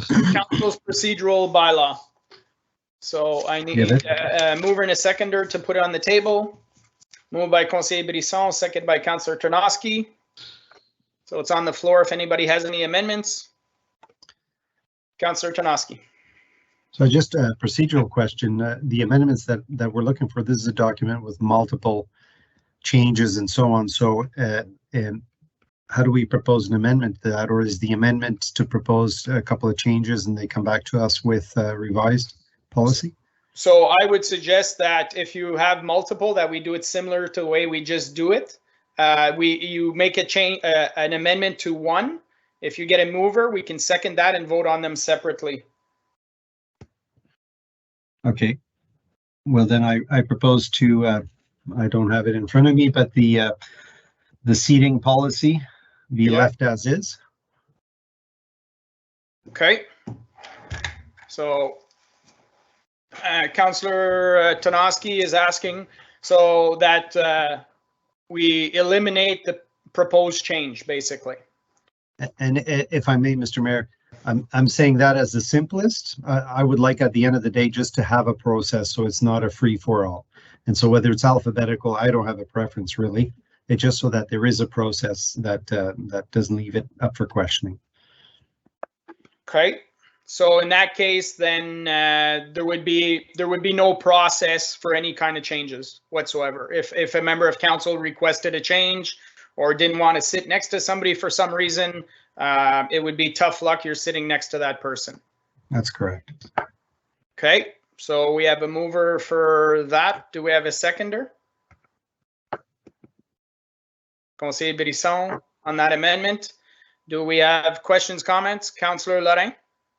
But what do we do then if somebody does have a request to move seats for whatever reason, and there could be many different reasons? If I may, there has to be some process. There was no process now. There is a process that sets a seating for us, and it's clear. There is no biases. There is no, I don't like this person, I don't want to sit next to them. Like that to me is something that could happen, you know, in a schoolyard or something. But you know, at council level, to me, it's a little bit more formal. And I think that there is a formal process, and it's not as if we're sitting on top of each other either. I'm just struggling to see why we're having this issue here. So public health related then. Well, if it's public health related, then we go back to the process that we're remote, or like, I'm not sure. So, Conseil Brisson, you have a question? Non, c'était juste pour supporter conseiller Tarnowski, parce que si quelqu'un ne s'entend pas, qu'il soit à un bout du conseil puis à l'autre bout, ils peuvent se crier des bêtises pareilles. Non, mais tu sais, il faut être réaliste. Ils peuvent se crier des bêtises pareilles, ils sont drette l'un à côté de l'autre. Fait que moi non plus, j'ai pas de problème que, dépendant d'où qui est assis, ça me dérange pas que ça soit alphabétique, comme par lettre alphabétique ou par vote, par nombre de votes. La seule raison que ça avait été amené, c'est à cause c'était de même que c'était fait en politique provinciale et fédérale. C'était pour ça que conseiller Simard, dans le temps, l'avait amené. Mais, comme je dis, moi, je vois pas pourquoi on aurait de quoi faire changer de personne de s'asseoir à côté. Comme, ça fait que c'est juste pour supporter ça. So, because alternatively, the other issue is if there is a bigger issue here, then we should probably address that issue. I'm not sure what that issue is, but if one person may not want to sit next to someone, like, why would that other person have to sit next to someone for some related issue? I'm not exactly sure what we're talking about, but I think that there should be a process so that there is no debate on this. That's just my point. And I apologize if this is causing any issues. I just think it should be systematic. Conseiller Lorrain? I'd like to request a what's it called? An exception to the rules, the procedure, or suspend the rules of procedure, and add an item to our closed session under identifiable individuals. Okay, so yeah, we can do that. And then I would ask this to be deferred until after the closed session tonight. Okay, so suspension rules of procedure, we need 2/3. So do we have 2/3? Is everybody okay to have this discussion in closed session and come back and vote on it afterwards? So I'll call for the vote for the suspension of the rules of procedure. Mike Tarnowski, yes. André, oui. I need a seconder first. Sorry, moved by Conseiller Lorrain, seconded by Councillor Tarnowski. Thank you. Commence. Oops. Monsieur Leduc? So Mayor, just for sake of the public, also, we're suggesting to go into closed session for this particular item only, not to think it's going to be discussed everything else. No, just this item will be added to our closed session and it will be discussed about the identifiable individual portions solely. This item being item seating arrangements 3.5, just to be clear again, not Yes. the full. Yep. Yep. No, not the full, it's just the 3.5. I don't want to talk about in closed session about, I don't want to vote on this. I don't want to talk about that. I strictly want to lay out the reasoning. Okay. But because there's an identifiable individual, I would prefer to do that in closed session. Okay. 3.5. Okay, Councillor Tarnowski? So we're still deferring it to next meeting? No. Till after tonight. After the closed session. After the closed session. Okay. And so, because there is another amendment. Yeah, Proposed amendment. we're just going to specify that 3.5, the reasoning being, and then after the closed session, we'll come back and deal with that 3.5. So, parce qu'on les fait individuels comme on a fait the one précédent, we'll be able to approve all the others. C'est compris. Okay. D'accord. That okay, Madame Camille Laflamme? We'll just have to hold on the bylaw by itself after the closed session. Yeah. Monsieur Leduc? So, Mr. Mayor, you can now, I suggest you can continue discussing the other items, which is if they're not related to the closed session. So we don't move forward. Yeah. Okay, Councillor Tarnowski, you had another point? Yeah, so I'd like to propose the head of council be voted on for a 2-year term. Sorry. The alternate head of council there, sorry. The acting mayor, so Yes. means the member of council appointed by bylaw. Mr. Joanne Mayor, veut parler. Yes, I don't think that we voted for the whole thing to suspend the rules of procedures yet to proceed to the next. okay. So I had Councillor Lorraine, Councillor Tarnowski will call for the vote to suspend the rules of procedure so that 3.5 3.5 will be deferred till after the closed session, and we're adding a closed session item of identifiable individual related to this discussion. So I'll call for the vote on suspension of the rules of procedure. Mike Tarnowski, yes. André, oui. Jamie, yes. Cindy Sosa, yes. Okay, so that the rules are suspended for that item, and we will continue with the other items on this topic. So, Councillor Tarnowski, I think you're referring to 2.2, acting mayor means a member of council appointed by law to act from time to time in the place instead as mayor. Is that the one? That's correct. So we're looking at so we took off on a 3-month rotational basis. Or you're talking, sorry, you're talking 6.3.1. Just looking it up here, Mr. Mayor. 6.3.1. Yeah. The council shall immediately following a new municipal election during its inaugural meeting appoint by bylaw recommendations from the mayor, members of council to act in the place as stead of head of council when the head of council is absent from the township, is absent through illness, or refuses to act on a 2-year term. Would that be acceptable? Yeah. And just a clarification, the way it's written there, it's a recommendation from the mayor and the council still votes on it? Yes, it's like the committees.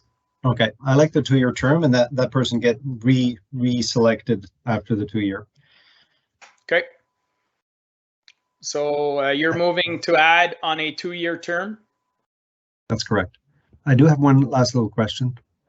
What do we do if nobody wants it?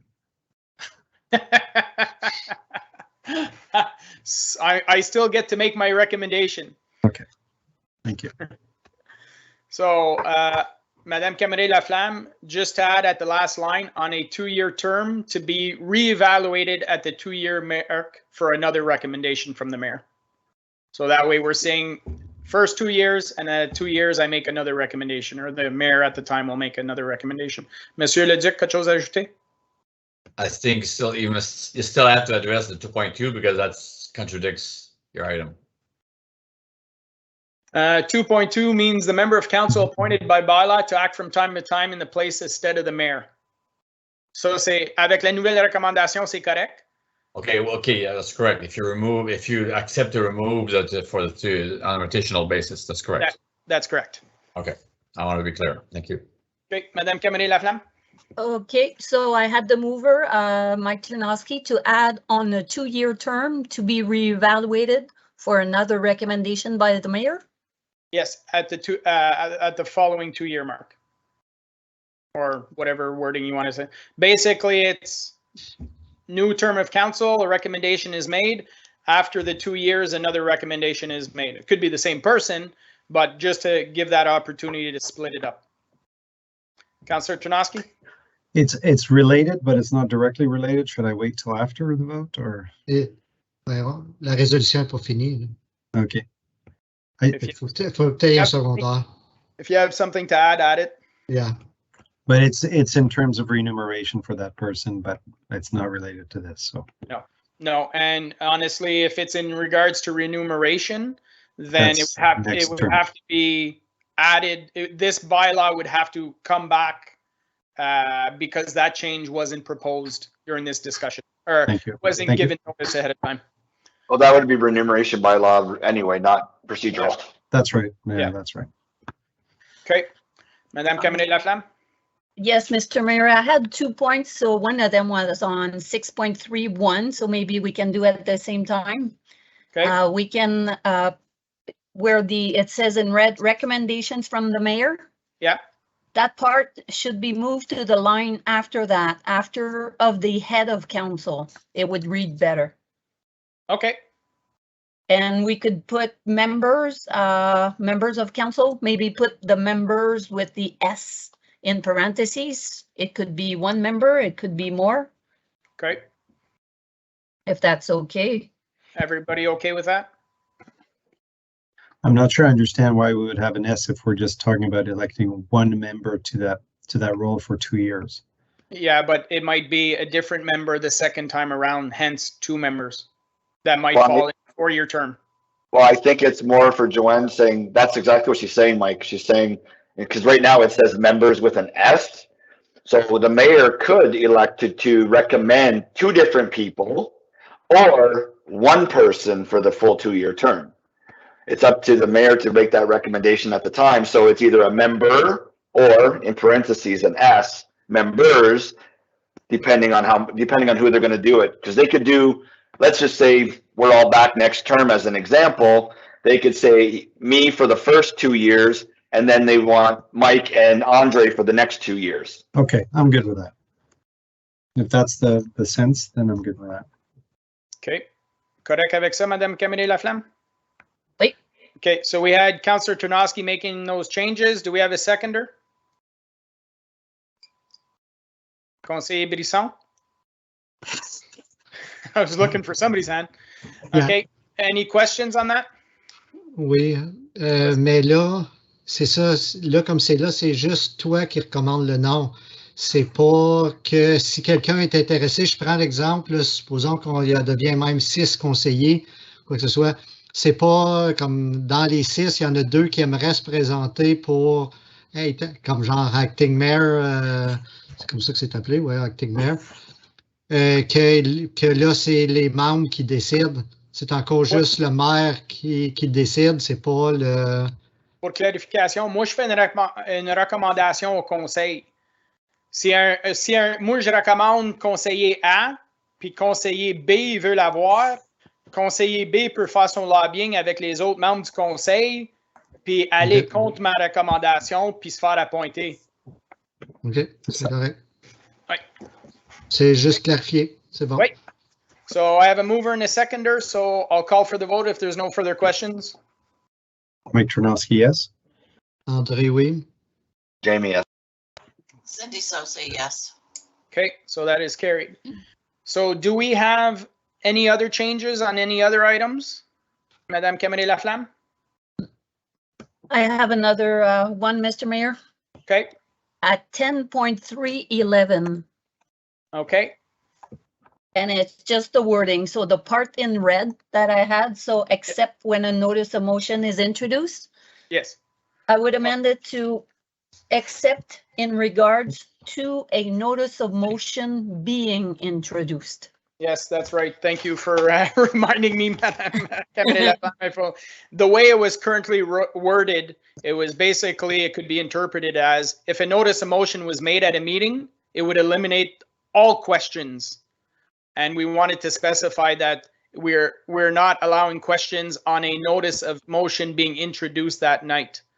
Because currently that's the procedure is when a notice of motion is introduced, it's not discussed that night. But the question period, somebody could actually ask a question on. So we want to specify that there's no questions on the notice of motion the night that's introduced, but there is a question period the following one when it's actually on the table and discussed. So we have, do I have a mover and seconder for that change? Moved by Councillor Tarnowski, seconded by Conseil Lorrain. Questions on that? No. Okay, I'll call for the vote on that one. Mike Tarnowski, yes. André, oui. Jamie, yes. Cindy Sosa, yes. Perfect. Any other changes, Madame Camille-Laflamme? No, members of No, council? that's it.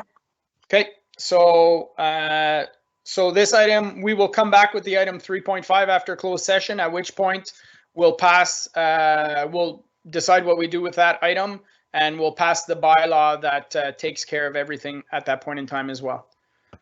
All right, so I think that was the last item to be separated, Madame Camille-Laflamme. Oui, Monsieur Mayor. Okay, so now we're into bylaws. Motion that council approves bylaws 2021-124 to 2021-130 inclusively for first, second, and third reading as listed on the agenda.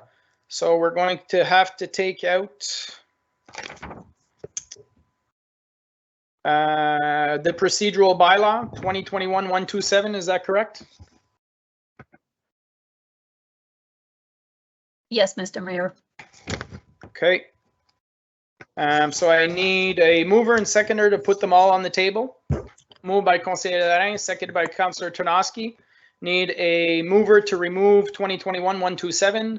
Moved by Conseiller Brisson, seconded by Councillor Tarnowski. All those in favor of removing this one item? Mike Tarnowski, yes. André, oui. Jamie, yes. Cindy Sosa, yes.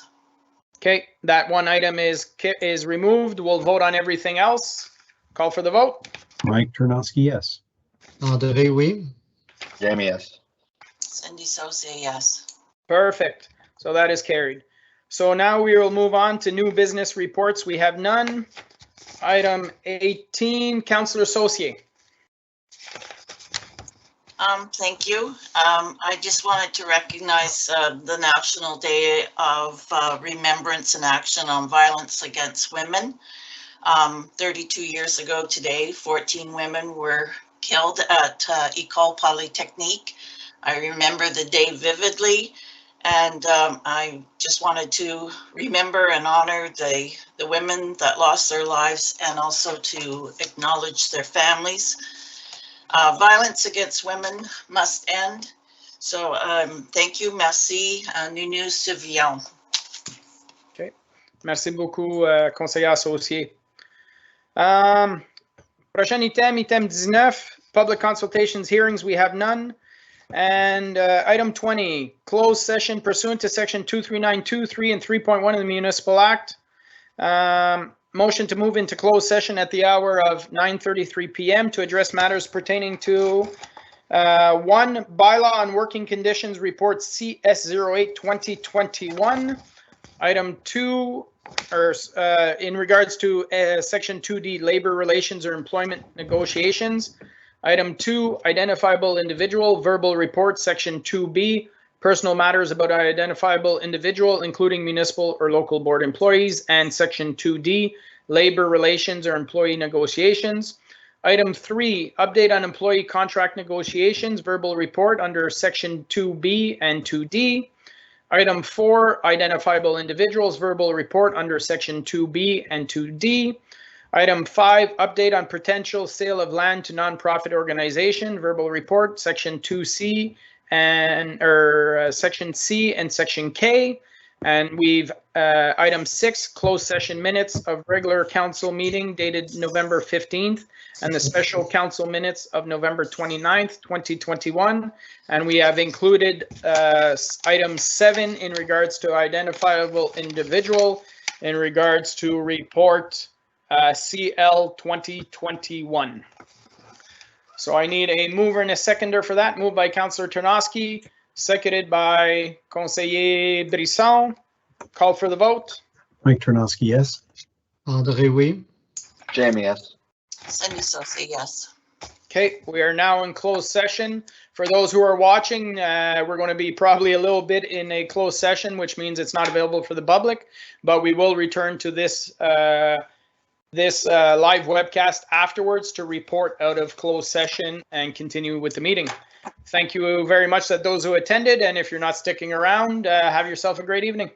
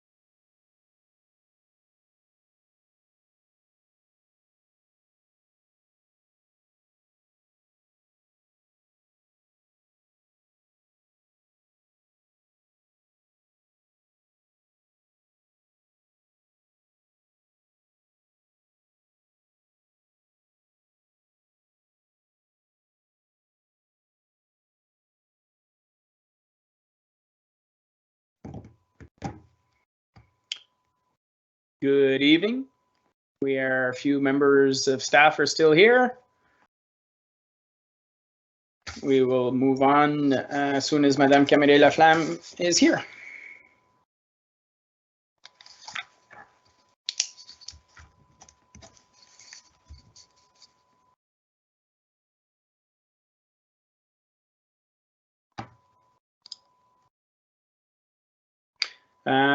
Please, everyone, announce yourselves for roll call coming back in.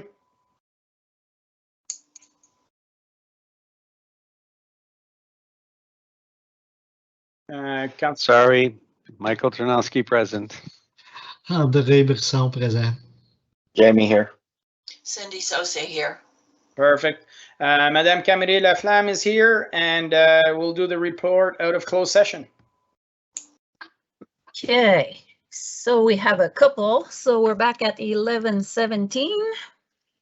So first of all, to say that a resolution was adopted in closed session to extend the meeting past 11 p.m.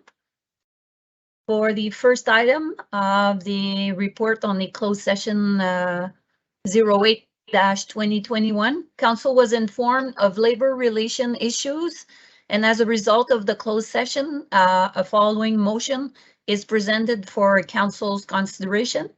Do you want to go there right now, Mr. Mayor? As well. So the motion reads as follows. Motion that Council approves the following bylaws for first, second, and third reading as follows. Bylaw 2021-131 being a bylaw for Employee Human Resources Working Conditions Program. Bylaw 2021-132 being a bylaw for the Department Head Human Resources Working Conditions Program. And bylaw 2021-133 being a bylaw for part-time seasonal student and crossing school guard human resources working conditions program. Perfect. Thank you very much, Madame Camille Laflamme. I need a mover and a seconder to put that on the table. Moved by Councillor Ternowski, seconded by Conseil Brisson. Questions? If not, I'll call for the vote. Mike Ternowski, yes.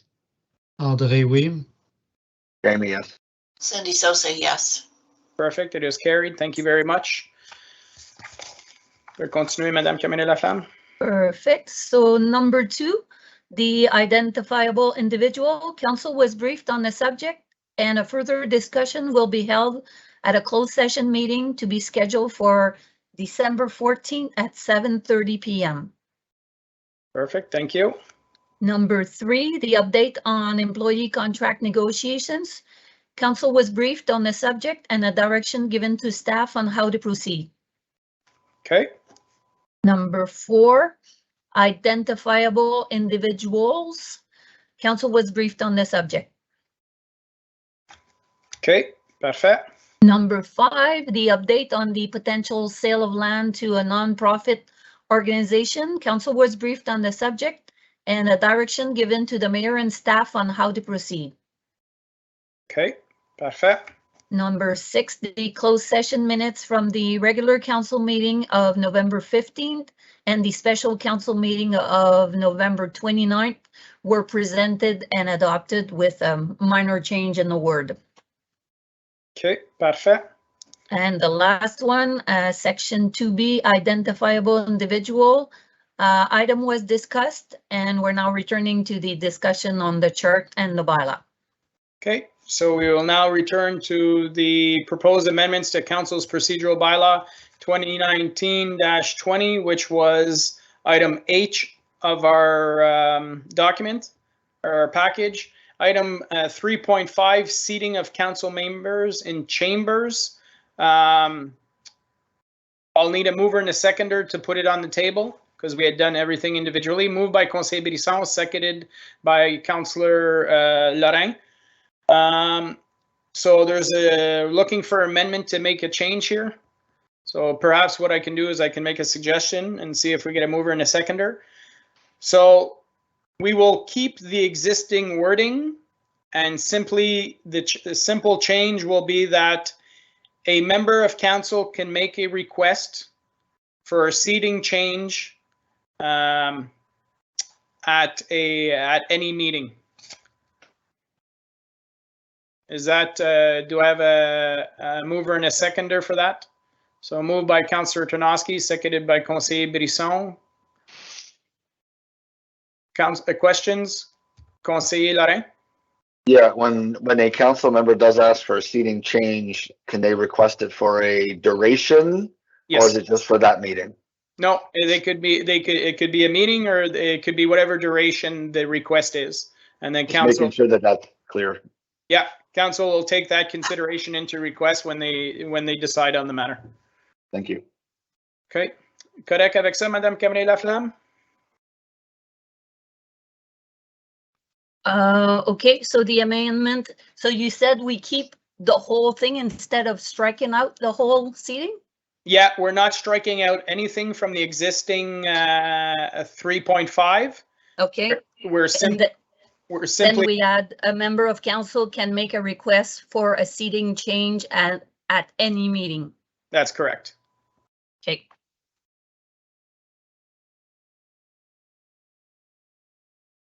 Okay, so we have a mover and a seconder for that. Monsieur Leduc? Maybe you could have, Mr. Mayor, at any meeting for any duration. Okay. Then it'd be clear to address the Councilor Lorraine's matter. Okay, so mover and a seconder are okay with that? Yes. Yeah. Okay. So we add for any duration period? Period, right. So somebody could say, I'd like to make this request for the next 3 meetings, or I'd like to make this request for the next mandate, or just for 1 meeting, or what, and council will have that discussion at that point in time, make its decision. It's a little presumptuous for the next mandate. You'd have to get re-elected first. Sorry? You can't say for the next mandate because you'd have to get re-elected first. Oh, I didn't say for the next mandate. You did say that. I thought he said for the rest of the mandate. The rest of the mandate, yeah. I heard next. Apologies. All good. All right, so we have a mover and a seconder. Any questions? If not, I'll call for the vote. Mike Tarnowski, yes. André, oui. Jamie, yes. Cindy Sosa, yes. Perfect. With that, we are finished all our items. We're going to confirming bylaw. That bylaw 2021. No, Mr. Mayor, we need the bylaw first for the procedural. Ah, wait, excuse. So now we will approve the bylaw with the changes. C'est ça? Yes.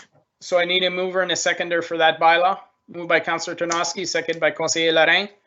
I'll call for the vote on the bylaw. Mike Tarnowski, yes. André, oui. Jamie, yes. Cindy Sosa, yes. Perfect, the bylaw is carried, thank you. Confirming bylaw numero. 134. That bylaw 2021-134 being a bylaw to confirm the proceedings of the council of the corporation of the township of Russell at its regular council meeting held on December 6, 2021 be read a first, second, and third time and passed. Need a mover and a seconder, please. Moved by Councillor Tarnowski, seconded by Conseiller Brisson. All those in favor? Mike Tarnowski, yes. André, oui. Jamie, yes. Cindy Sosa, yes. Our next regular public meeting of council will be held on Monday, December 20th, 2021. Normally, with the new bylaw, I'd ask if it's going to be virtual, but council already decided that it was going to be virtual till the end of the year. So in January, we will be returning in person unless on December 20th, a request is made and council makes a different decision. Monsieur Leduc, tu voulais ajouter quelque chose? T'es muté, Monsieur Leduc.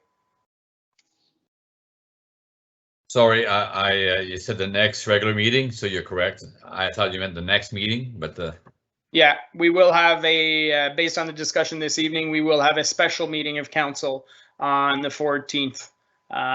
But yeah, that's it. We're adjourned at 11:25 p.m. Thank you very much, everyone. I know it was a long meeting, but we had some interesting discussions and we're moving forward on some fun projects. Have a great evening and we'll see you soon. thank you, Merci, everybody. bonsoir. Soirée. Salut. Soirée.